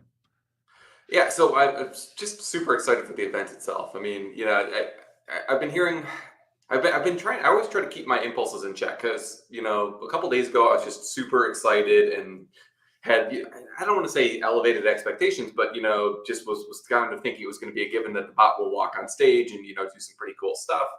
But it's been such a short amount of time. So I think we need to be open to the possibility of, it not walking yet, or it potentially just being like an arms and hands kind of demonstration. So I would certainly be disappointed if that were the case, but it's I don't know, maybe I'd say there's a 20% possibility that happens. So I'm trying to check my expectations, but really just, I think it's just going to be so technical, and I think I'm going to love it and feel really dumb. So I don't know if that's anything new necessarily, but I'm really looking forward to it. Yeah, man, me too. It looks like we lost Nick. Nick, if your internet went out, come on back. If you have to go, I completely understand. You're on a honeymoon after all. Holy hell. But come back if you can. I know. That was my reaction too. For the rest of my marriage if I pulled that off. He's I actually met his wife. She's like one of the coolest people ever. Her wife and my wife actually got along super well when they came up for what was it? They came up for the investor meeting, and I got to meet him in person finally. Super cool. And so, Matt was okay too. Like, he was all right. No, I'm just kidding. Matt was obviously amazing. It may have been a natural break time. Natural break time. There you go. Yeah. I wonder what you're talking about there. I wonder. Yeah, it's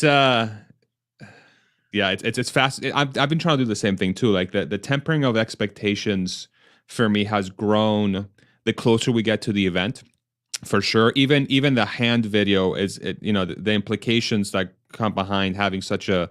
And then again, I'll put the picture up again for those that are joining. By the way, 636 viewers. Thank you all very much for joining the stream. If you enjoy what you're watching, throw us a like. It helps this be shown to more people. Thank you very much. Like even this here, I'm trying very hard for it not to excite me, because if they're investing so much time into ensuring that they have this sort of finger and hand, sort of whatever you want to call this, mode that allows the robot to do anything basically a human could do, then it could literally do anything, right? So the implications of that seem to be kind of nutty. And the signal that I get from this is that Tesla, again, is investing its money and its resources and efforts in a way that are not necessarily, where they're not afraid to tackle the most difficult problems. They are going towards it in a manner that's going to allow them to fix the problems that need to be fixed for this to be truly a real and ubiquitous thing, like a thing that applies to everything, right? That's my takeaway from this. But again, I'm not letting that get me too excited, because how much of that are we actually going to see in this event? If they end up showing, again, like we talked about, the screwdriver and the writing its name and doing all these and doing so in a way that is not a pre-programmed repetitious task like any other robot or some sort of neural net that's specifically designed for one task, and it's truly done in a way that it can apply that, again, the cleaning the toilet example that we talked about before, that it can do so in every single toilet under any single circumstance, then it becomes a super different story. And if all that gets shown today, I don't know how much more excited I can be about something. Like, that would be completely nuts. That means the future is here. It literally means the future is here, and it's now. And I'm getting excited. I should shut up. I should just stop talking and let somebody else talk. I missed the beginning of the stream. Did you guys comment on "this is going to be nuts" comment? That a little bit, but go ahead. Okay. I would love to. Actually, before you even do that, Matt, I'm so sorry. Let me just read the super chat here from Ignorant. Great name. $10 super chat. Thank you, man. I want to see a roadster drive up. A robot gets out, shakes Elon's hands, waves to the crowd, then bows to the applause. Yeah, that would be amazing. As long as it's not pre-programmed and it just does that in that scenario based on the sort of environment that it has. That would be so sick. Thank you so much for the super chat. Matt, go ahead. Yeah, no, I was just thinking, the kind of dexterity and like the detail in the hands was really surprising to me when I saw that video. I just saw it for the first time this morning. And so it kind of got me thinking that maybe one of the tasks would be, screwing in a nut, or maybe a variety of different sizes of nuts. And I think, again, to the point you were just saying, Farzad, the most impressive part of that isn't necessarily the dexterity of the hands, but it's how would it have trained to be able to perform that type of task. So to me, that would be just super exciting if they said, hey, look, we just ran this thing in the simulator for, 10 hours or 2 weeks, whatever the amount of time is needed. And now it knows how to, screw in nuts of all different types of sizes, and it can, just use visual, cues to figure out how to, how wide to open the hand and use the other hand to hold the bolt. And so I think people wouldn't necessarily appreciate how big of a deal that would be if it can just do that one task even. Because it opens the door, like you were saying, Farzad, to a generalized approach where it can really learn anything. And that's just so exciting. Yeah. And that does have the connection too to Elon saying that it's going to be a very hardware focused event. Like there could be a little bit of double meaning there. I like that. That the hands or the bot or whatever it is are going to be doing a lot of hardware related tasks. So, and yeah, it could be nuts and bolts, but it could also be other types of, hinges and, assembling mechanical things. What if the event? Sorry, Rodman, I'll throw it over to you here in a second. What if the event is just building? It's just the theme of it is hardware. It's going to be nuts. There was with the hands. These are all like it's just going to be building things. So what if the entire event is just focused on just building stuff? Like literally, there's just bots in the background just building shit as the event goes on. Like that would be freaking crazy. That would be completely nuts. Go ahead, Rodman. Sorry. Yeah, that's a crazy expectation. No. Like, okay, so It's I just want to happen. I just want to bring it back. So, kind of back to what you were saying before, and it's like no matter what happens tonight, the thing that we should be realizing is that Elon is once again tackling really incredibly difficult problems, right? And if you're an investor, you have to understand that that's what's going to be the thing that moves the stock further, right? So, like, we can talk about engineering all we want, but like what you really want to see is Elon doing hard things like launching rockets into space and then bringing them back down, right? You want to see him tackling EVs, right? He's done these things, right? And now he's tackling something even more difficult, right? So, like, whatever we see as the trajectory for EVs, whatever we see for the trajectory of batteries and energy storage, energy generation, like this whatever this is like the next thing that could move the stock in like a 10x direction, right? So, like, I think as investors, we need to like sit back and just see like what happens, right? And understand that is this a problem that they think they can solve? And if it is, then that completely like reaffirms like any like emotions you have around like owning the stock, right? So yeah, that's what I'm looking for. So No, that's great. I guess one thing I'm sorry. No, please. Okay. I just want to read this super chat real quick. Halter, thank you very much for the $10 super chat. It's freaking Bradford. Hey, Bradford. I hope we see the good stuff in the presentation on like Autonomy Day. Okay.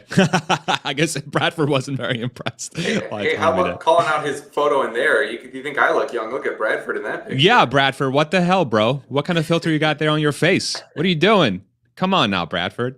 Thank you very much. Again, I think the implications of what could happen because of those hands is crazy. Go ahead, Richard. Yeah, I was going to say practical issue would be the cost. I don't know how much this costs, how much in R&D expense, how much in capital, because sometimes that's not very well received by the public. Like, for example, when Facebook decided to change its business and spend billions of dollars on the metaverse, the stock kind of went in the trash can. So I'm interested in what the allocation of capital is for the bot versus other projects. And I'd be interested in seeing some kind of a summary of that. Go ahead, Hans.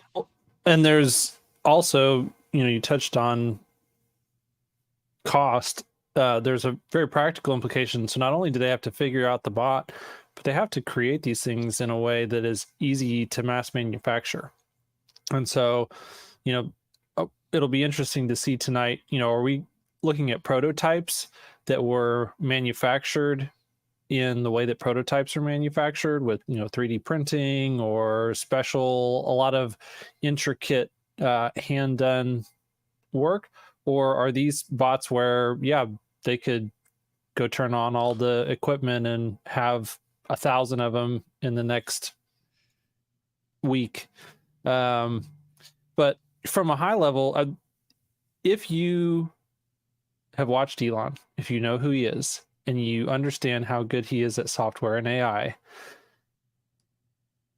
I think what I'm honestly most excited for, regardless of what happens, is this is the world's premier AI robotics company in the world, bar none, period. There's no one who does both the AI and the robotics as good as Tesla does. No one's even close to solving autonomy the way that they are. And so that's like the proof case. So if that's the case, what kind of progress can they make in a year? And we're going to get to see exactly what are the problems that they've been working on. What did they view as the most important challenges, the hardest things to solve? And how have they attacked those problems, and what progress have they made? Yeah. So I want to jump in with a little point based on the kind of question about how much money are we kind of allocating to this.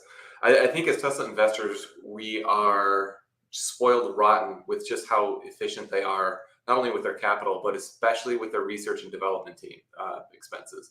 So I was just kind of thinking in my mind, like, look at what they've done with the Dojo chip, the FSD computer, all the real world AI stuff they're doing on top of God knows what on the energy side. In the last 12 months, they've spent $2.9 million on research and development, $2.9 billion, which is just incredibly cheap. And just like, what do you think Facebook, which frankly doesn't have a whole lot to show for their efforts, like, just what do you think they've spent? I mean, far as out, if you had to guess. So 2.9 billion for Tesla. What do you think Meta has spent? This is for the last how many months? 2.9 billion? Months. Yeah. How much do I think Meta spent in the same period? In the same period. I'm gonna guess 20 billion. Yeah, 29 billion. So literally 10x. Just like it's so and their ridiculous. Software. And their software, and like they've got a little bit of hardware, but like yikes. And they're like a tech leader, like FANG. There's FANG, but Tesla's not in it, and I'm just it's just so ridiculous that how much they're getting done on just a shoestring budget. It's ridiculous. That's a mind-blowing stat right there. The fact that it really shows. Like, how much of this is Tesla is just incredibly good, or does this mean that everyone just sucks at deploying money? Like, are we just like, have we finally entered an age where somebody has finally figured out how to use money properly to build stuff? I think it's as much a function of anti-competitive forces within tech. Like, how much of that is, hey, I mean, there's definitely inefficiency in the way that Facebook deploys capital, but a lot of it is they're just throwing money at the types of people who can solve problems, because they don't want those people to be solving problems out to competitors and creating products that create a threat to what they're making. That's a great point. Real quick, I wanna just call out this comment because y'all people are freaking crazy. The Q5T 169.42 super chat. Thank you so much. We gotta figure out what to do with this money, y'all, community members. Like, well, let's put our heads together after this thing and see if we can put this money to some use. The lawyer would say that. Son of a, I'm just kidding. I think his name is supposed to be the Quest. The Q5T. That's how stupid I am. Thank you so much. Incredibly generous, y'all. This is completely not asked for, always appreciated, but never expected. Thank you all so much. Seriously. We got our Greek honeymooner here back. 3 things. 1, I got access to FSD beta yesterday, day before AI Day. Coincidence? Who knows? I think Elon was talking about widening the pool after the event as well. So that's an interesting thing. Longtime Tesla bull here. Have been following the channel for a while and love the content. Appreciate you all. AI Day 2022. Let's go. And then 3 Cybertruck Plaid. Yes, please. Just saying. I agree there 1,000%. Thank you so much, The Quest. This is like completely insane. Thank you very much. Thank you so much. Real quick, let's talk about the FSD piece as he's brought it up, and then Richard, we'll go back to you since you were in the middle of a thought here. Do you guys think there's a coincidence between the Quest getting FSD beta yesterday and AI Day coming out today? Is there some sort of implications there, y'all think? Any thoughts?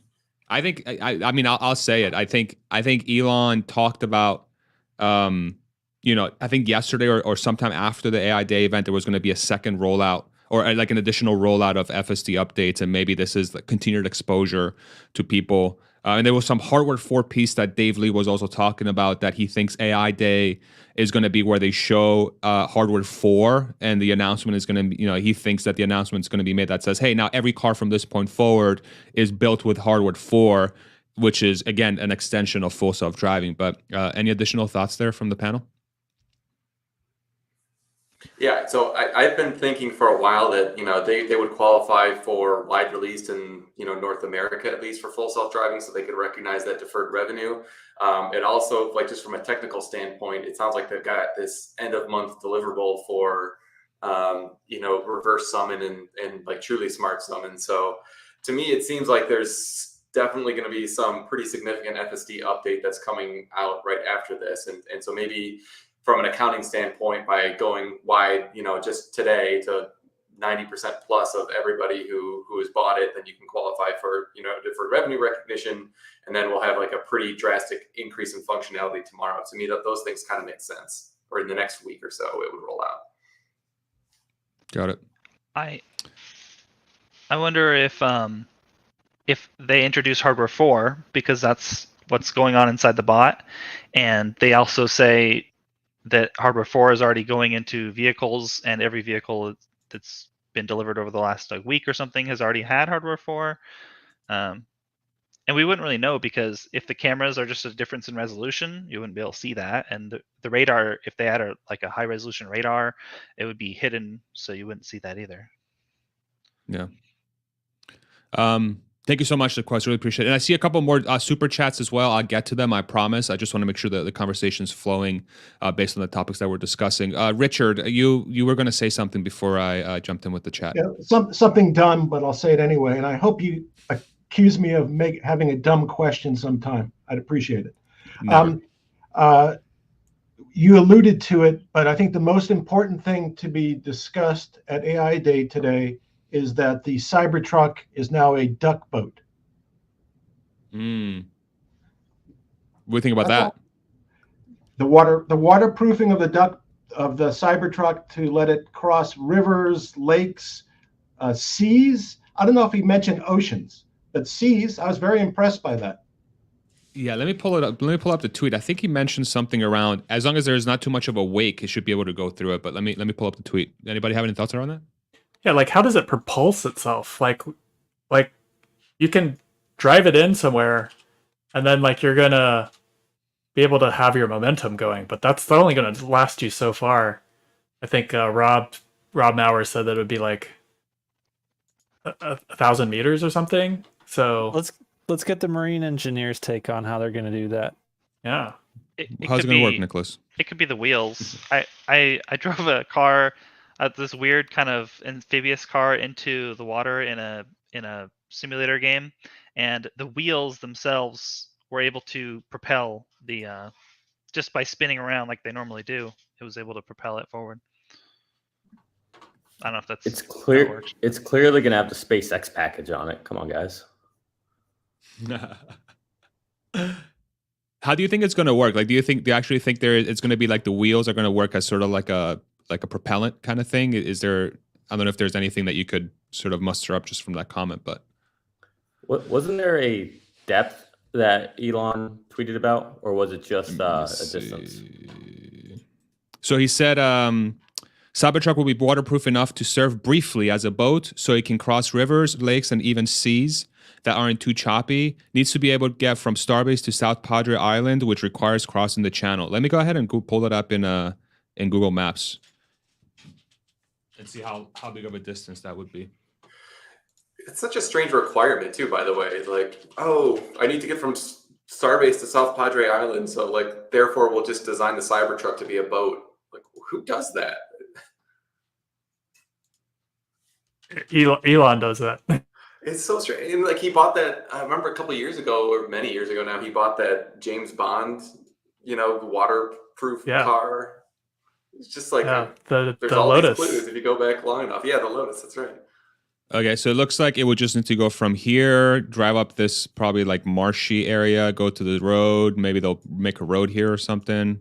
Or I mean, it doesn't look too big of a distance. You got a bay here, and then South Padres right here. So it's not. I mean, it's kind of insane that it can do that anyway. Sort of like a. Let me see. This is a mile right here. So it's barely a tenth of a mile from this point to this point. But if their entry point is, I mean, I'm sure they can probably go from here, right?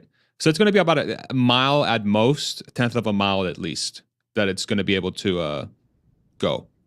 Does that make sense? Yeah, I was going to say the amazing part is, and I think Matt alluded to this, is just that he thought of it. Who's going to think of this? Who has the mind that this kind of stuff comes to him? We're lucky enough to have Elon. I thought it was just, I was just being, trying to be funny, but it's just an amazing little tweak in the middle of the process. You're building something in the middle of the process. Let's add this requirement. It's crazy. I mean, looking at the map, it looks like Elon was tired of having to drive all the way around that thing. Exactly. He just wants to make it a straight line. Like, this is dumb. I don't want to have to drive all the way over there, go across, come back down. Yeah, this is a 51-mile drive.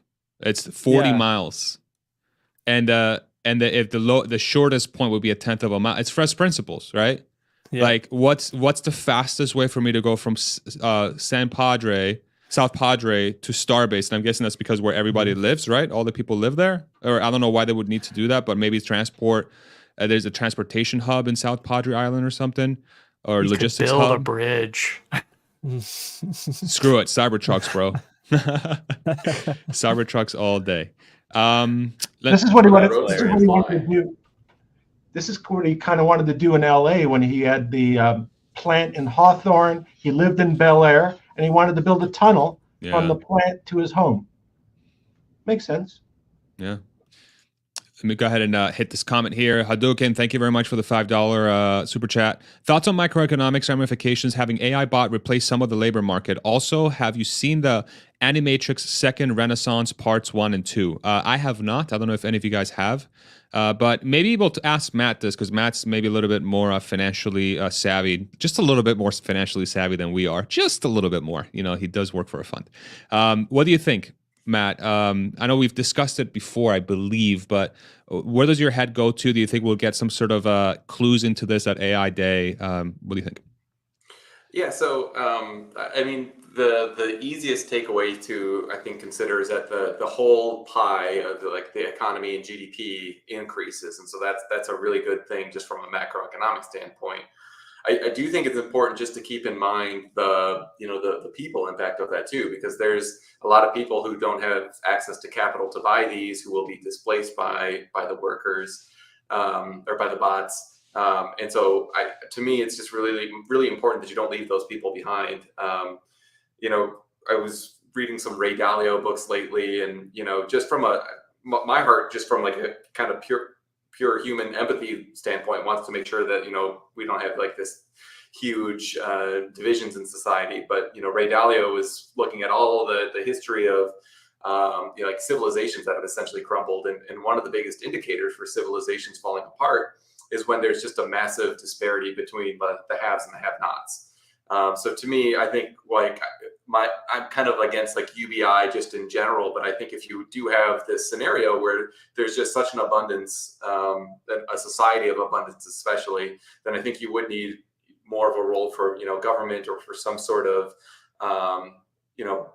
program to make sure that you're kind of meeting the basic needs of everyone in society. So I don't know. It's really kind of a society changing development if this is as good as we think it could be. Probably not in the next 5 years, but maybe in the next, decade or two. So that's a couple high level thoughts. I'll just interject that I think Elon's thought about this. Mm-hmm. So, like, he probably has some kind of idea. Like, he's mentioned it. Right? He said that this will change the way we think about economics. So, I don't know if he can peacefully transition us to whatever that is, but I mean, I'm sure he's been thinking about this. He also said he wants it to be decentralized. So I think he wants everyone to be able to have a bot if they want to buy a bot, and so that way we all have equal, or more equal power over the kind of world that we become and the kind of things we produce and things like that. Yeah, and I think the way that they roll it out could incentivize that. So just taking the most basic example, if anyone could rent a Tesla bot and could get more utility out of the Tesla bot than the cost of the monthly rental, then that would certainly incentivize a more equitable outcome than if Tesla just sold them all at like 50,000 pop or something like that. So, the economics of Tesla might be the same in both scenarios. Just, one would be, layered over a longer period of like rental income time. But, the former where you're actually renting it to individuals, like maybe the bot can do my job better than I can if I'm a factory worker or something like that. But I just rent the bot, the bot earns my paycheck essentially. And then I just, pay whatever subscription fee goes to Tesla. So, I don't know what the right answers are. I mean, it's probably going to be a little bit of a rocky rollout, I would think. But the fact that Elon even thinks about this instead of just like maximizing his personal net worth and, trying to get the biggest yacht, like to me, that's like another miracle on top of just how brilliant he is that he's like thinking about the social implications of all this. I agree 100% with that. 100%. I think the comment that I brought up here, it's interesting because it was a different comment that started the conversation, but this sort of ties to what we were just discussing. I just want to read or give a shout out. Michael, thank you very much. $10 super chat. How the bot will work is interesting, but inevitably solvable. Inevitably solvable. That the undiscussed issue is the societal impact on the displaced workers. Robots don't vote, but displaced workers do. Comments and sort of, I think a lot of what was discussed goes along those lines. The last line though is so interesting, where he says robots don't vote, but displaced workers do, is fascinating, because if we are in a situation where the robots do indeed cause a displacement of workers, they're not net creator of jobs, but net displacer of jobs, then those that are impacted by those are surely going to be, especially if they're not taken care of, and whatever that means, they're going to be very much willing to vote or have influence to return to where they were before, where they were able to sort of have an income and be able to work, which is a direct opposition into the advancement of that technology, if it does become a net displacer of jobs. And sort of what was discussed so far is, so Elon probably has thought about that already. His comments around UBI and all other things too, has thought about it already, but how will that work within the context of what actually happens? And how much is the movement going to be politicized if it does end up being a net displacer of jobs that could get ahead in the same way that, the FUD storm that we're still living in with Tesla and electric vehicles and everything, then we're very well could see a huge FUD storm or real storm that's going to be geared towards either slowing the adoption of the bot or changing the tone of what it means to be a bot owner. To the point that you could be vilified and sort of ostracized from society. I don't know. It's such a wild thing to think about, and the sooner we talk about it, the better, in my opinion. So, and I get it might be far away, or maybe it's not something that's going to be negative from the get-go, but it's one of those that if it does have any negative implications or it could be a net displacer of jobs, we want to make sure that we've done everything in our power to eliminate that as a possibility, at the very least through discussion, so that we don't end up in that situation. Because if we do end up in that situation, in my opinion, it could be catastrophic for a large percentage of the population. But that's where my head goes. Cool.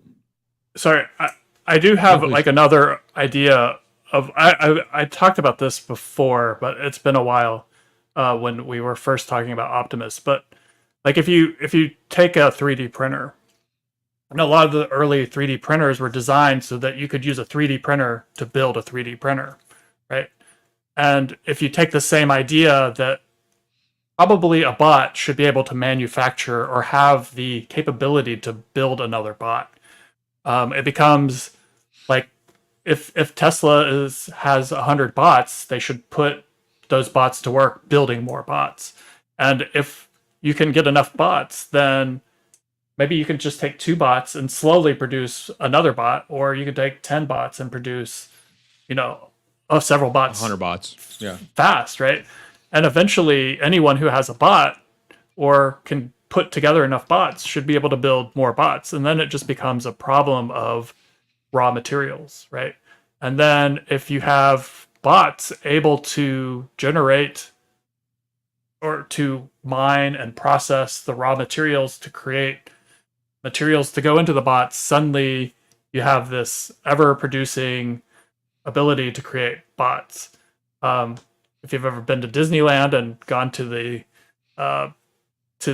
Spider-Man ride, that's basically what that whole thing is. It's almost like a Skynet experience where all the bots are just massively reproducing, and you have to escape the place because there's bots taking over. But the whole point is, like, if we can get to this point, it changes like how we even think of economies. And Elon's mentioned that. He said like this could get so nutty that it's going to really change the way we think about economies.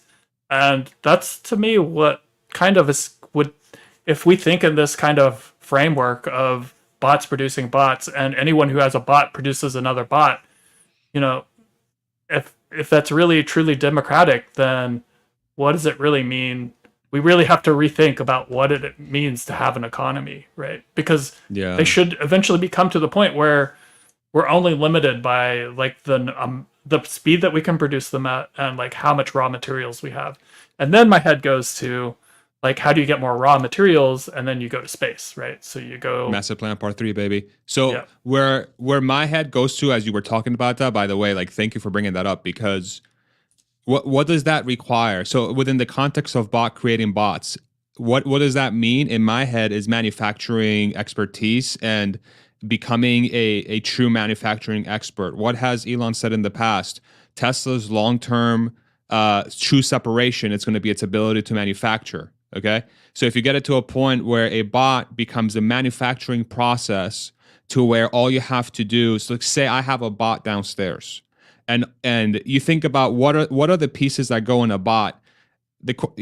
My first question is, do you require a manufacturing process or a manufacturing line that's sort of analogous to a car, where you have to have a, sort of like a process or a line with heavy machinery to build these things?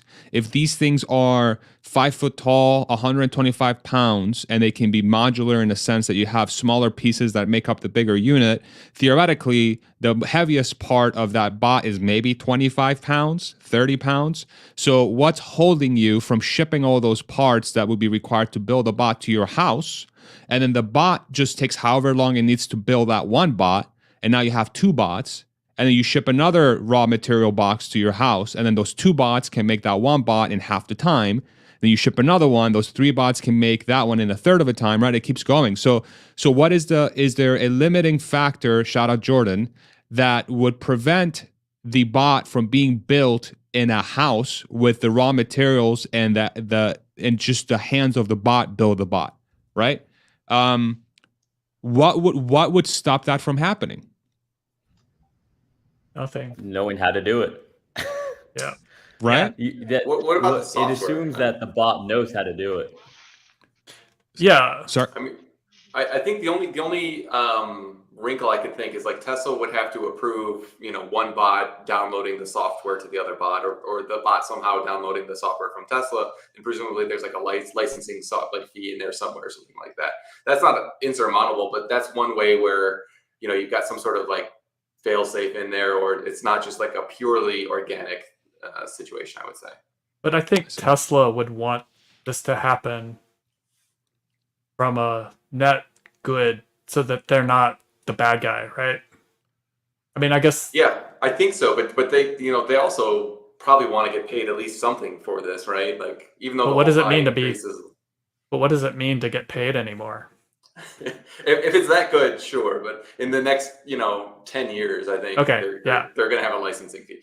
30 years from now, if everybody's today's equivalent of a billionaire with like 20 bot servants or whatever like that, and there's just economy of abundance and everything like that, sure, maybe then there's just like, I don't know, that sounds, I don't know if that's utopia. It seems like it could be dystopia, but mostly a good thing. And then maybe Tesla stops getting a licensing fee then. Yeah, I just see a lot of gears turning in everyone's head. So go on, Richard. Yeah, I was going to say is I also think there's a way, because there's going to be a gradual process. I happen to think that government will intervene. So to kind of soften the blow, they'll offer tax credit. So if you like replace 1,000 employees, we'll give you a tax credit for retraining those 1,000 employees to some futuristic task. And we'll give you a tax credit, so it'll be to your benefit. And it will be as kind of a way of social engineering a kind of smooth transition to the point when everybody will be able to, exactly as you were saying, everybody will be able to create their own. But that will take, I don't know how long that's going to take, 10, 20 years, whatever that process is. And you're going to have to deal with the social unrest in the meantime. And that's kind of a way of economically kind of managing that social unrest. Yeah. Nicholas, I was just going to give him the floor to step away here. All right, so he had to step away, Nicholas, on his honeymoon, but thank you so much for joining us, brother. Appreciate you.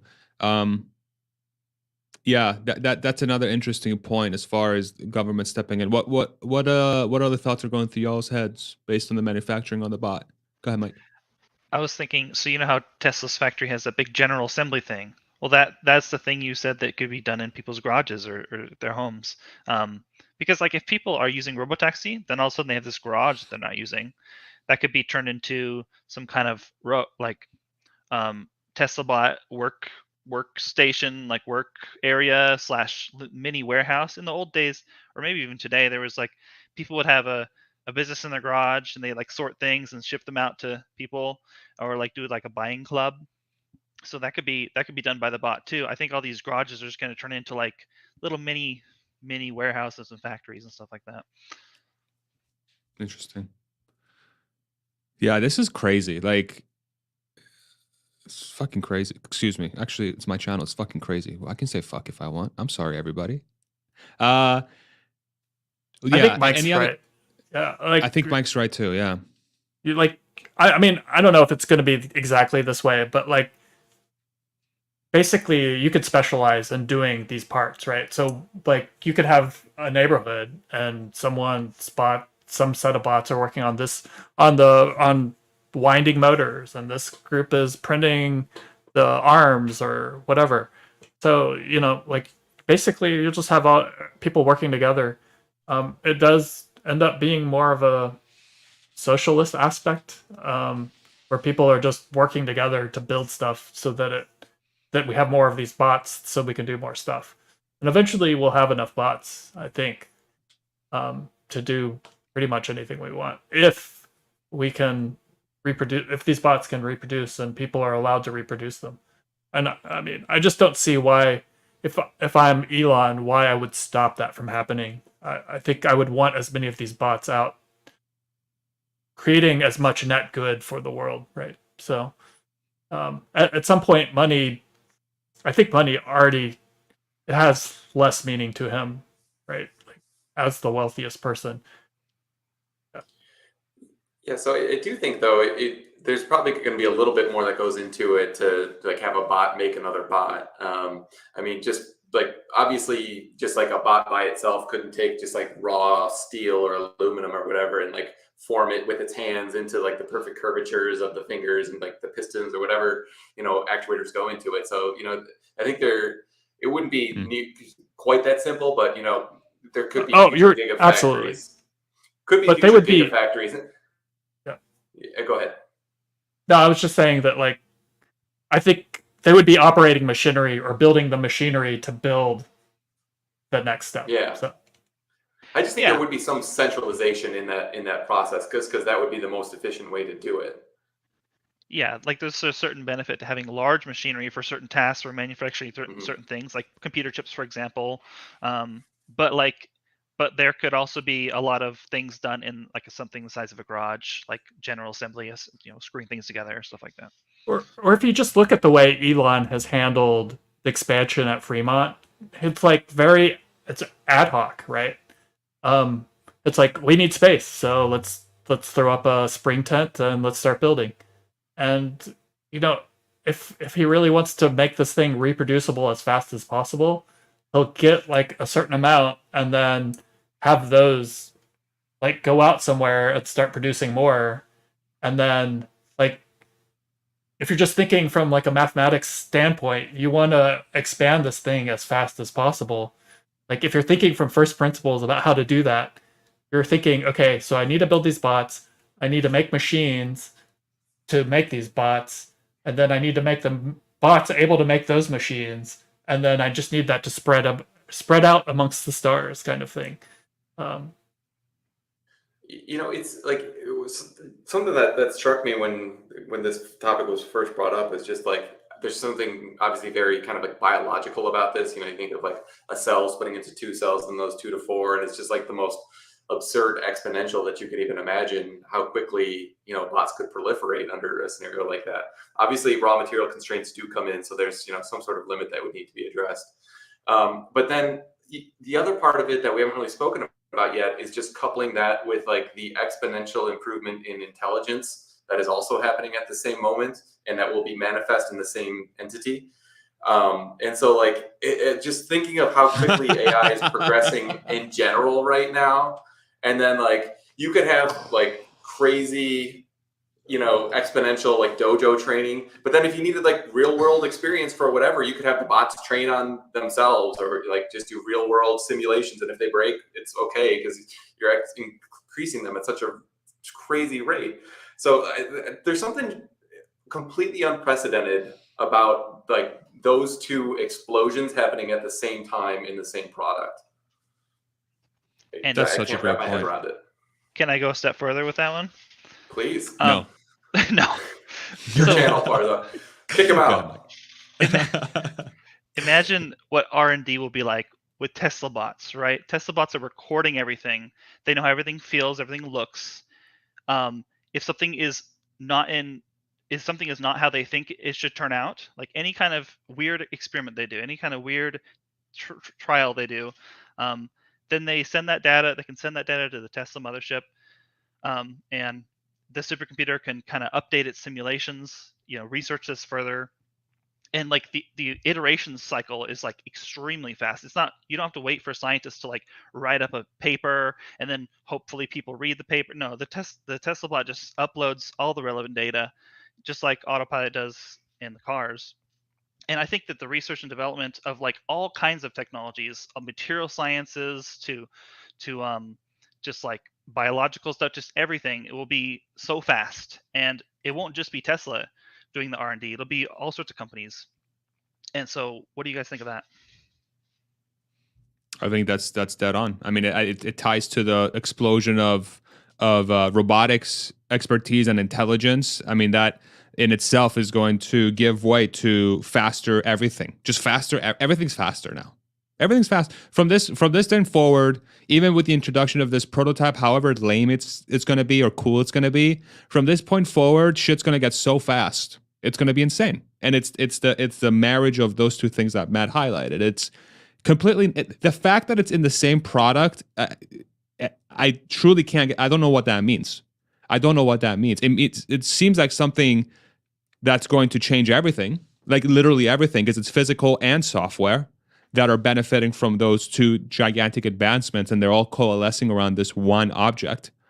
I don't know, man. The implications of that are nuts. And faster everything in a world that's already getting faster. If you compare 100 years ago to today, and you look at the rate of improvements of technology and software and physical things and processes and how even governments tackle economies and policies around that, and then what is it going to look like in the next 100 years? It's this marriage of software and hardware that would lead us to that next wave of exponentials, whatever, because this current trend that we're on, there's a limit, right? There's only a limit that you can get to with moving stuff faster with humans, or thinking about stuff faster with humans.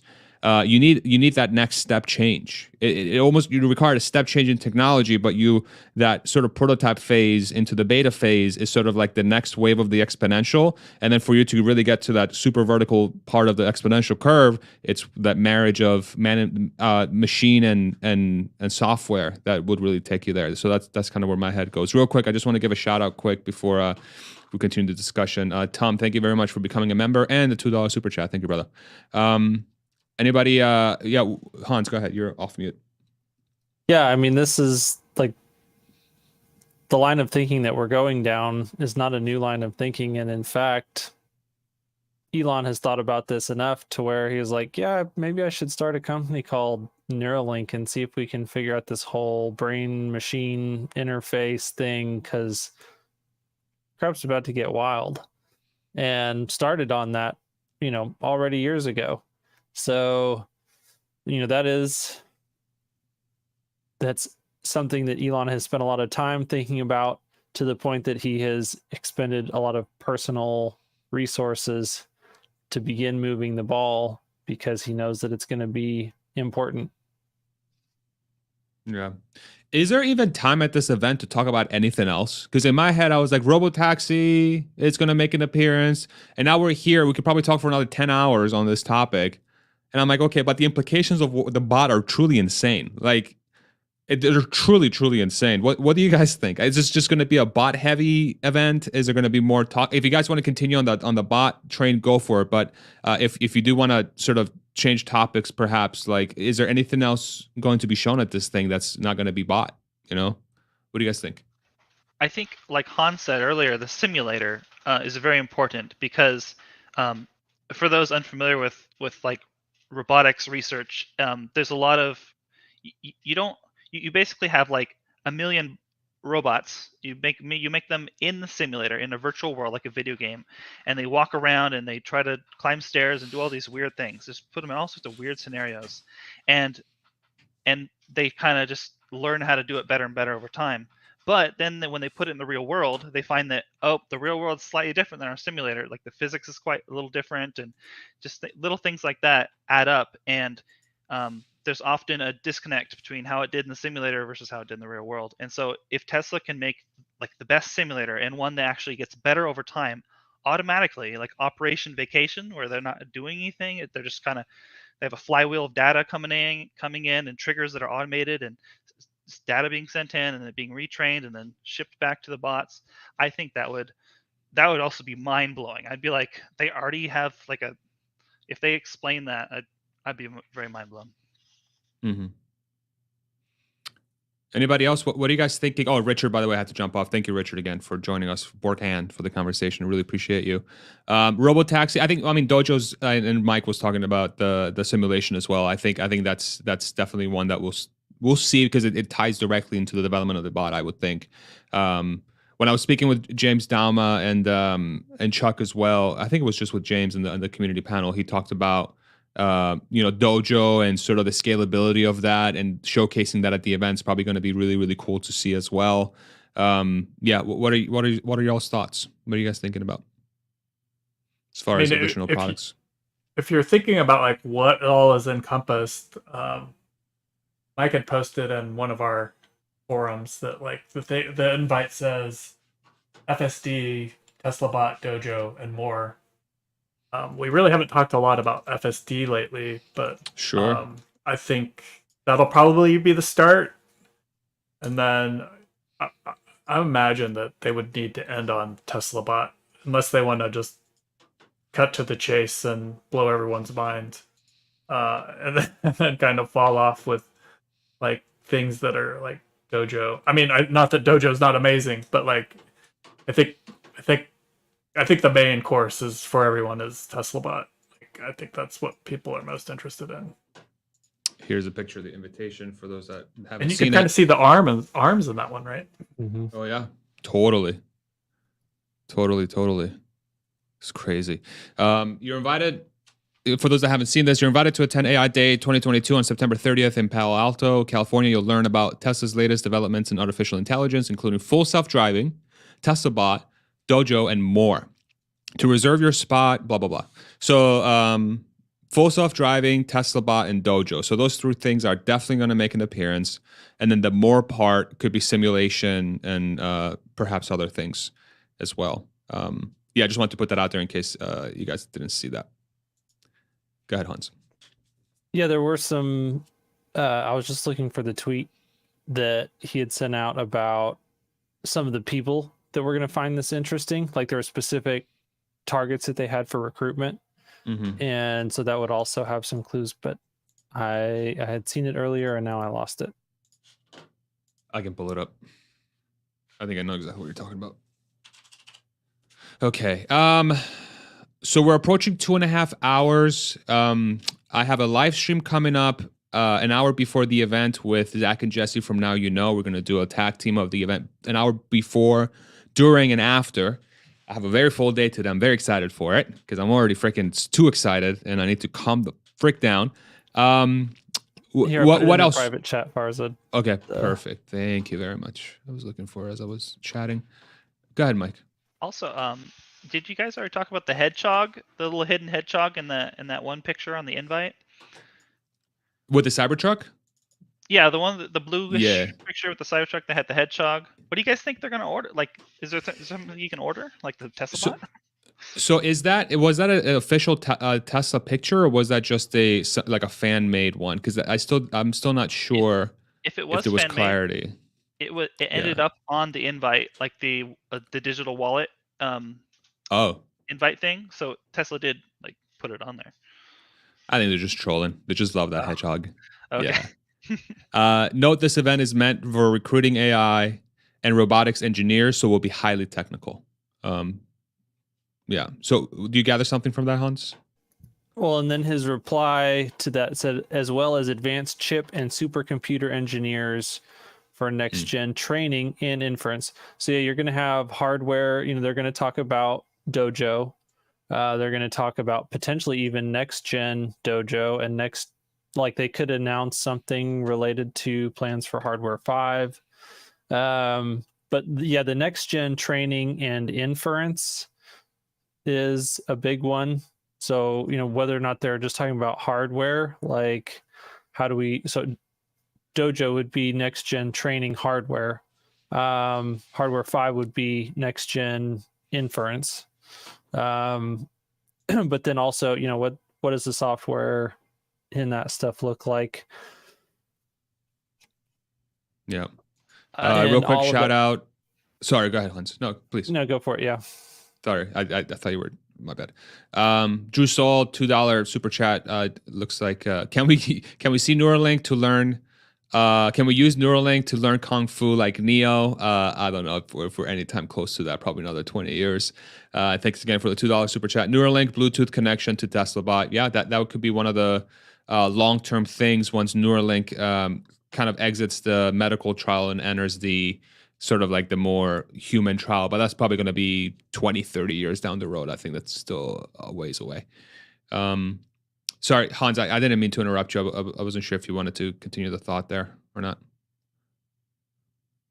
No, yeah, I was just trying to think through like what all different products are encompassed in AI and robotics engineers, advanced chip and supercomputer engineers, and then people working on the next gen training and inference. I think that all still ties into the same groups of people. Got it. And are demonstrated by the same products. Got it. Okay.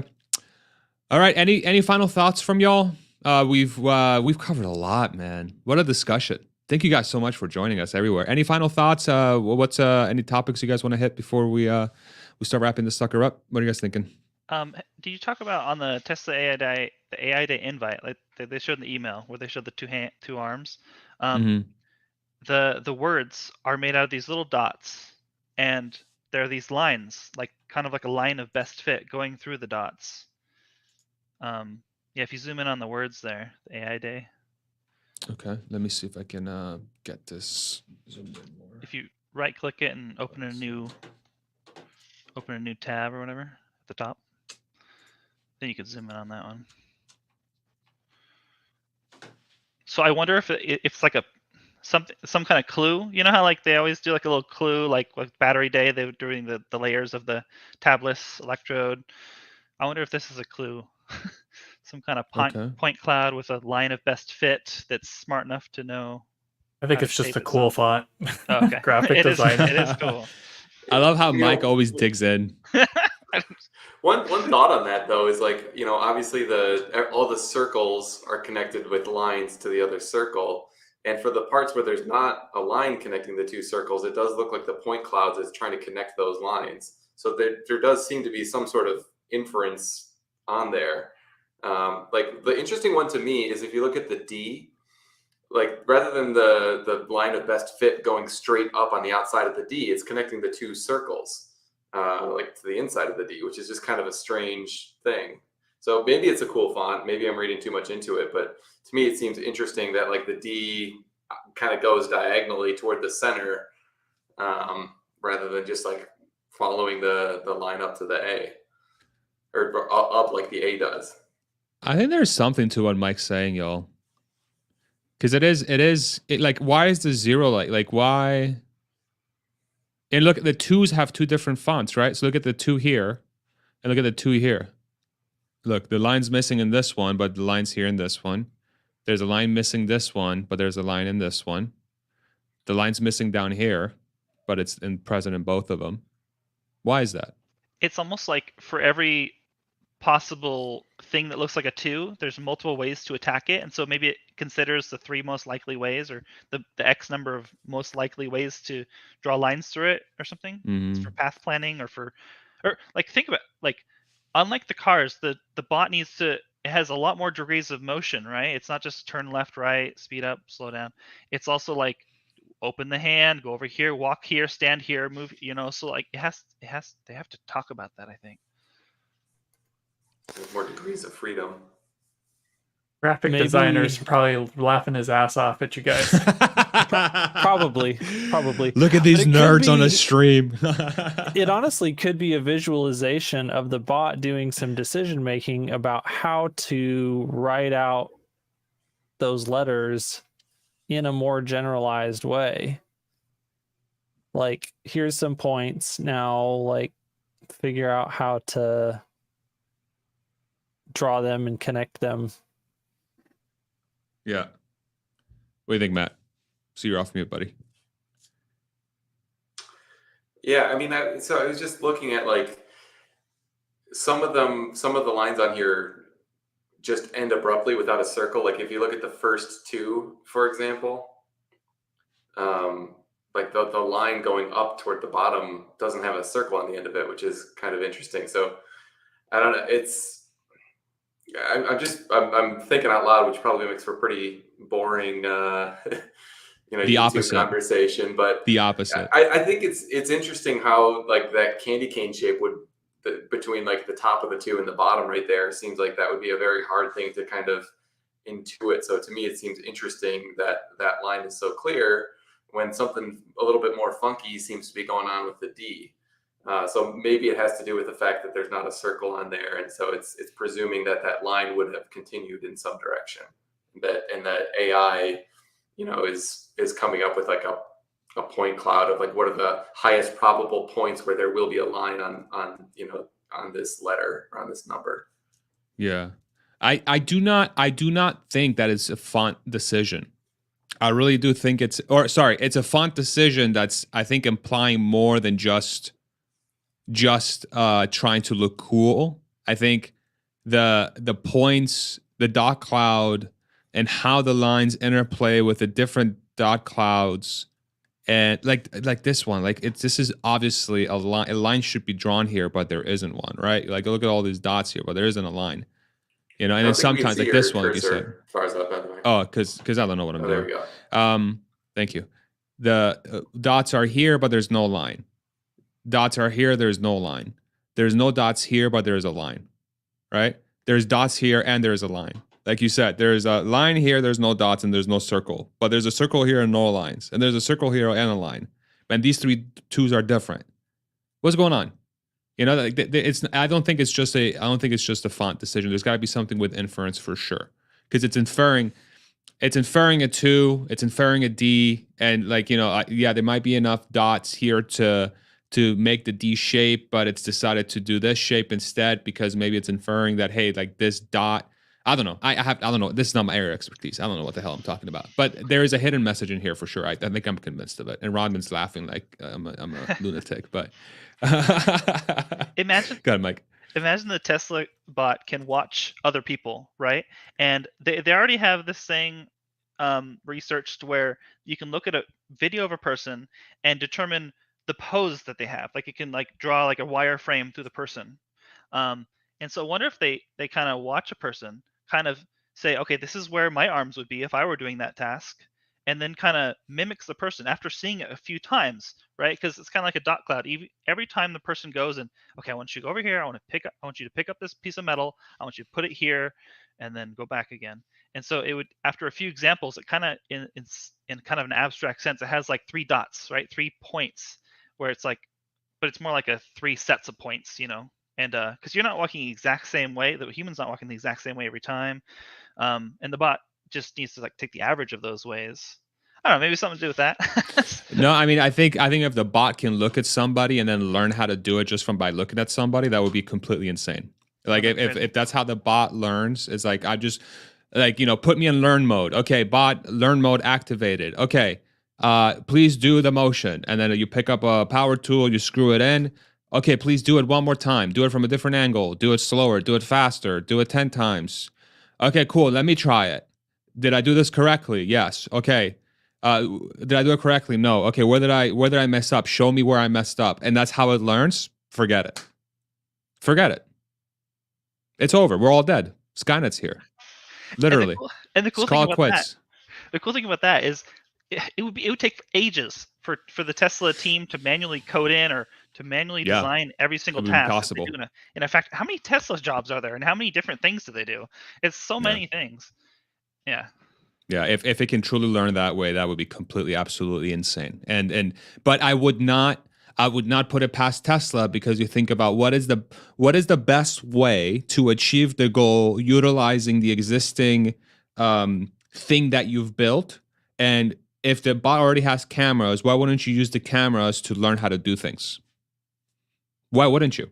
You know, and if you can use a human being and again draw that dot point cloud, whatever you want to call it, like the whatever thing you want to build around the human from a software perspective that allows you to track its motions and really hone in on the, say, individual fingers and whatever, and what it's doing.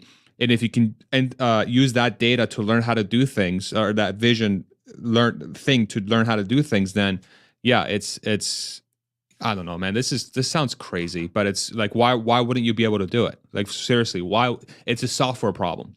It's 100% a software problem, because we have cameras that are very much detailed enough to pick up the very minute motions from the fingers, and you can motion track the finger, and you should be able to draw. You should be able to conclude which finger is which, and you can see the motion of the finger. We have the hardware necessary to do it. It becomes a software problem. I don't know. Am I crazy? Is Mike crazy? Are we all crazy? Go ahead, Matt. I think we're all crazy. No, I mean, I was just gonna say, like, you're right. Like, in thinking of what they've already done with FSD, is like a lot of what they're doing is trying to predict future motions and things. So, like, even while it's like doing learn mode, it could be predicting what you're going to be doing, and then it realizes that you know, when you're writing, you curve, you know, your pencil a slightly different way, or you screw in the nut a slightly different way, whatever the task is, and so then it can be learning incredibly quickly, I would think. And then when it's time to actually, you know, perform the task, then you get some additional feedback that way.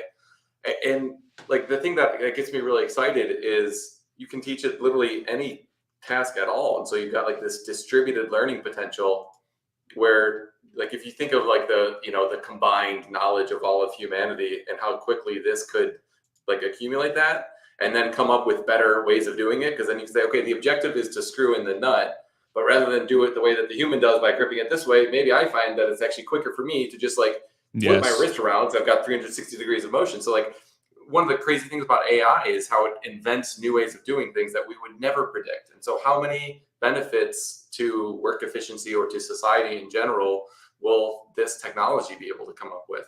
It's just, it's a nutty time. Whoa. It's such an exciting time to be alive.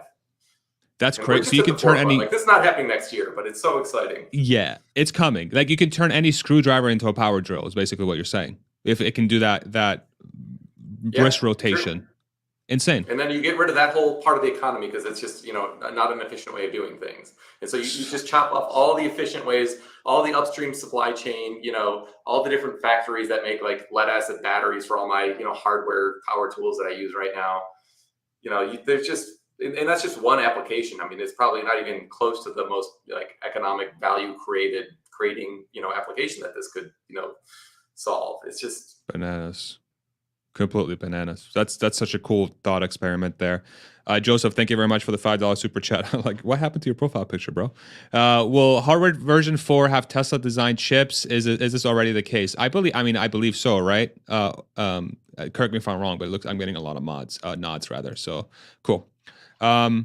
All right, everybody. I think I should probably wrap this up because I do have something else coming up, but I really appreciate y'all joining me for this discussion. Any closing thoughts, anybody? Anybody want to share any final thoughts before we call it? Go ahead, Rodman. Thank you for having us all on. It's been great. Oh my God. Please. Thank you for joining me. Like this, no way I could do this without y'all. So thank you very much for being part of the panel as always. Great discussion. And the chat, you guys have been great. Yeah, everybody you guys has been are great. phenomenal.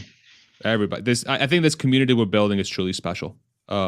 On this channel, and it's thanks to everybody on this forum and everybody who's joined us. It's really cool how we can really deep dive these thoughts and different concepts that seem incredibly far out and bananas, but they're founded in logic and actual applications out there in the world, and we're able to deep dive them. And I'm very thankful that I'm able to sort of host these discussions with the caliber of folks that have joined the community and the chat and all the different folks that I've been able to meet. So this is truly because of you that we're able to have this channel in the first place. So thank you guys very much, seriously, from the bottom of my heart.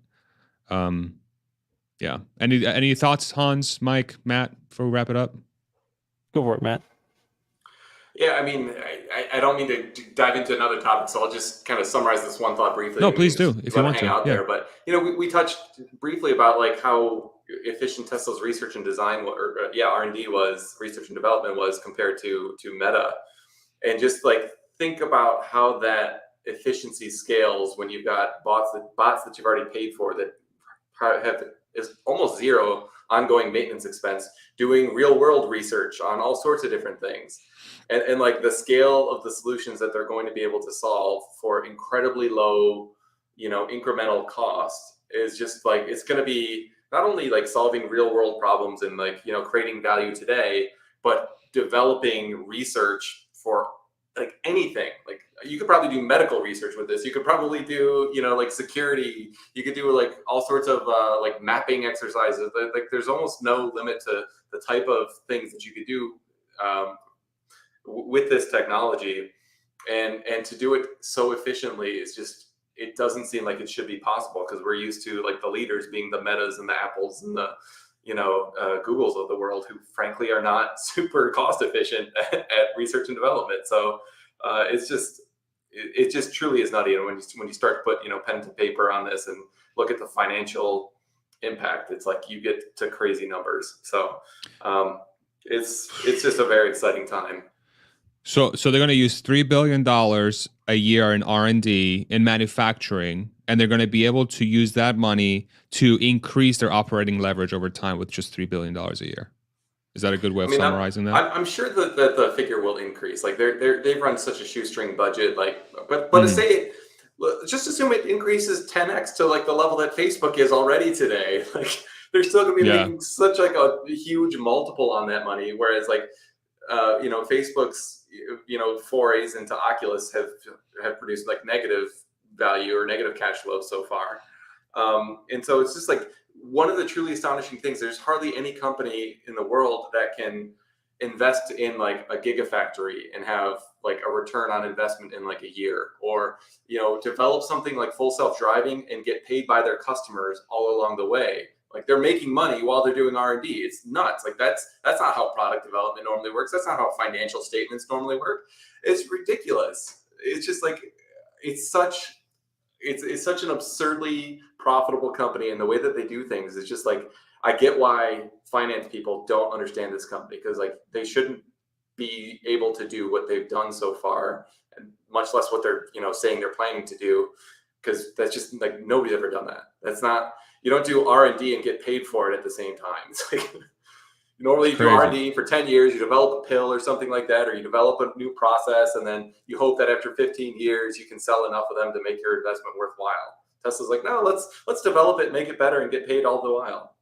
It's nuts. You're exactly right. Like Elon has figured out a step change and like business efficiency, or I don't even know what it's called. It's like, it's everything efficiency, right? It's the whole thing, like from financials down to operations to if he's not studied in business schools going forward in the next 100 years, like the world is truly at a worse place than it would be with all this, right? Unless there's no business schools because there's no economy. Well, yeah. It's a maximization of earnings per time units spent on a thing. That's really what's been unlocked there. Yeah, it's leverage, like next level leverage. Yeah, exactly. Nuts. Can I add in a thought that I had yesterday? No. Sorry, Mike, I keep picking on you. imagine it's NVIDIA, right? And they're deciding, do we want to have these Tesla bots in here? Well, if they're going to share all that data with the Tesla mothership, then Tesla will learn how to make a chip fab like we have or whatever. And so we don't want to do that. We want to keep our trade secrets. So a solution to that would be to say, okay, your data will only be used on your server. So in other words, our training program that we use in general for all the Tesla data that we get from our Tesla bots, where people agree to send us data, we use that. But you can have your own. You can set up your own supercomputer. You can train your own bots with your own data, and that way you can keep your trade secrets. And that way the Tesla bot just goes everywhere, and there's no reason to not have one. You could have airplane mode, something like that. Like, because one of the criticism I've heard is like the Chinese government's not going to want them anywhere near confidential sites. Which I think would certainly be true in the United States as well. But if you have some sort of like provably safe airplane mode where it just isn't uploading things and it can only download, and you can take those things off at a local server, I would imagine that would solve a lot of the problems. Yeah. That's a great point, though. Like that again, this is like another layer of complexities that arise from a thing that could learn anything technically, especially in the physical world, or it could It can be used as almost like a spy network, because you're gonna have cameras literally everywhere inside everywhere. So like, what's it going to be the willingness of a business to employ these things when they know that there's going to be 8 cameras around this robot that it's going to be able to capture everything from inside of that company? I think that's the provable airplane mode is going to become like a giant thing that they're going to have to work through if they want long-term adoption of this, unless Tesla ends up making everything because they have the labor to do it. And that people have talked about Tesla becoming CHOAM long-term. It's like, oh, I don't care. We'll make it. We have the bot to do it. I don't fucking know. It's crazy. Go ahead, Hans. Well, yeah, the other thing is you just have startups be like, oh yeah, you don't want to employ Tesla bots to make your things. We'll let Tesla have the data and we'll make the things, and then we'll do them way cheaper than you, and bye-bye. True. Very, very true. Very true. Okay. Should we call it there? You guys comfy? Yeah. My final thoughts just on the day are, I'm really excited to be here at this point in time with all of you to witness this moment in history. Like, I remember growing up thinking, oh man, it would have been really cool to like go back in time and like be there when, Alexander Graham Bell invented the telephone, and then like we saw AT&T like become this massive thing. Like, what if you could have been invested in that when that happened? Like, that was such a huge moment in history. And I think where we're at is a bigger, a much more significant, much bigger moment in history. So cool to see for humans, cool to see for humanity, and then fun to participate in as an investor, and to understand the science and the technology that's behind all of it. I love that. So true. I think the fact that we're so excited for it in the present moment, I wonder if in 20 years time we're going to look back and be like, holy shit, I can't believe I was alive for that. I can't believe I was on a live stream on YouTube covering this thing with my friends, and now the world has transformed because of what we witnessed literally in person, and we're discussing in depth, and then we can go back and be like, ooh, did that become a reality? Did that, like, this is like becomes a giant time capsule for the next 20 years to see like how on base or off base we were with what was coming down the pike. Yeah, and I think in 20 years' time, what's going to be hilarious is that it's like everyone's going to Monday morning quarterback this thing and be like, oh yeah, like of course we knew like AI was coming, and it's so obvious. But like right now, living in this moment with like Tesla stock price where it is, and like with analysts like not caring at all about the bot, it's like, no, like for the most part, people think that this is all BS, and we're like this like crazy band of kooks who, like think that the world is about to change and there's like this revolution, and it's like very easy to dismiss us. But I think it'll be very curious to see, 20 years from now, will everyone have kind of, rewritten history and said, oh yeah, of course we knew it was happening. And I suspect yes.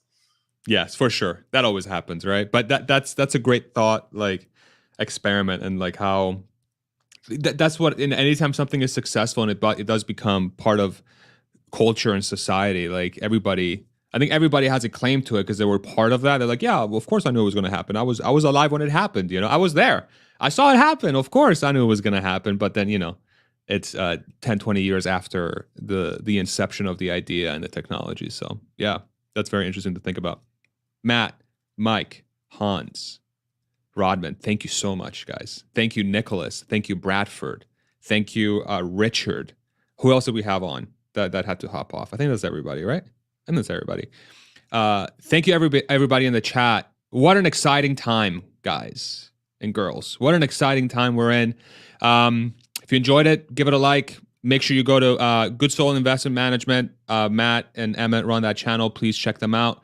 Matt, you are on Twitter at matchesman, something like that. What's your handle? I always want people to try to say it's MATCHASM Matt. MATT. Here. Yeah, I'm gonna pull up. How about this? I'll pull it up. It's ridiculous.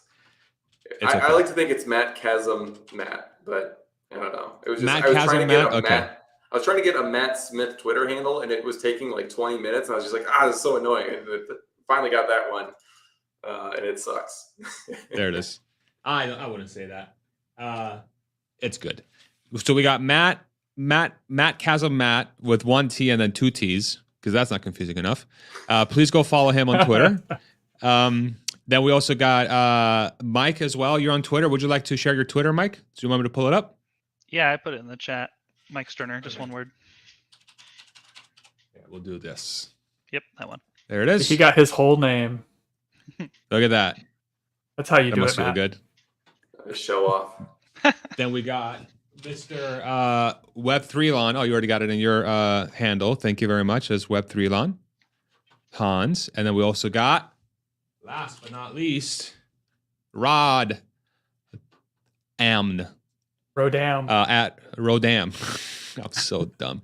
At Rodam. Please go follow Rodman. And then I also want to shout out, let's see, we had Bradford on, right?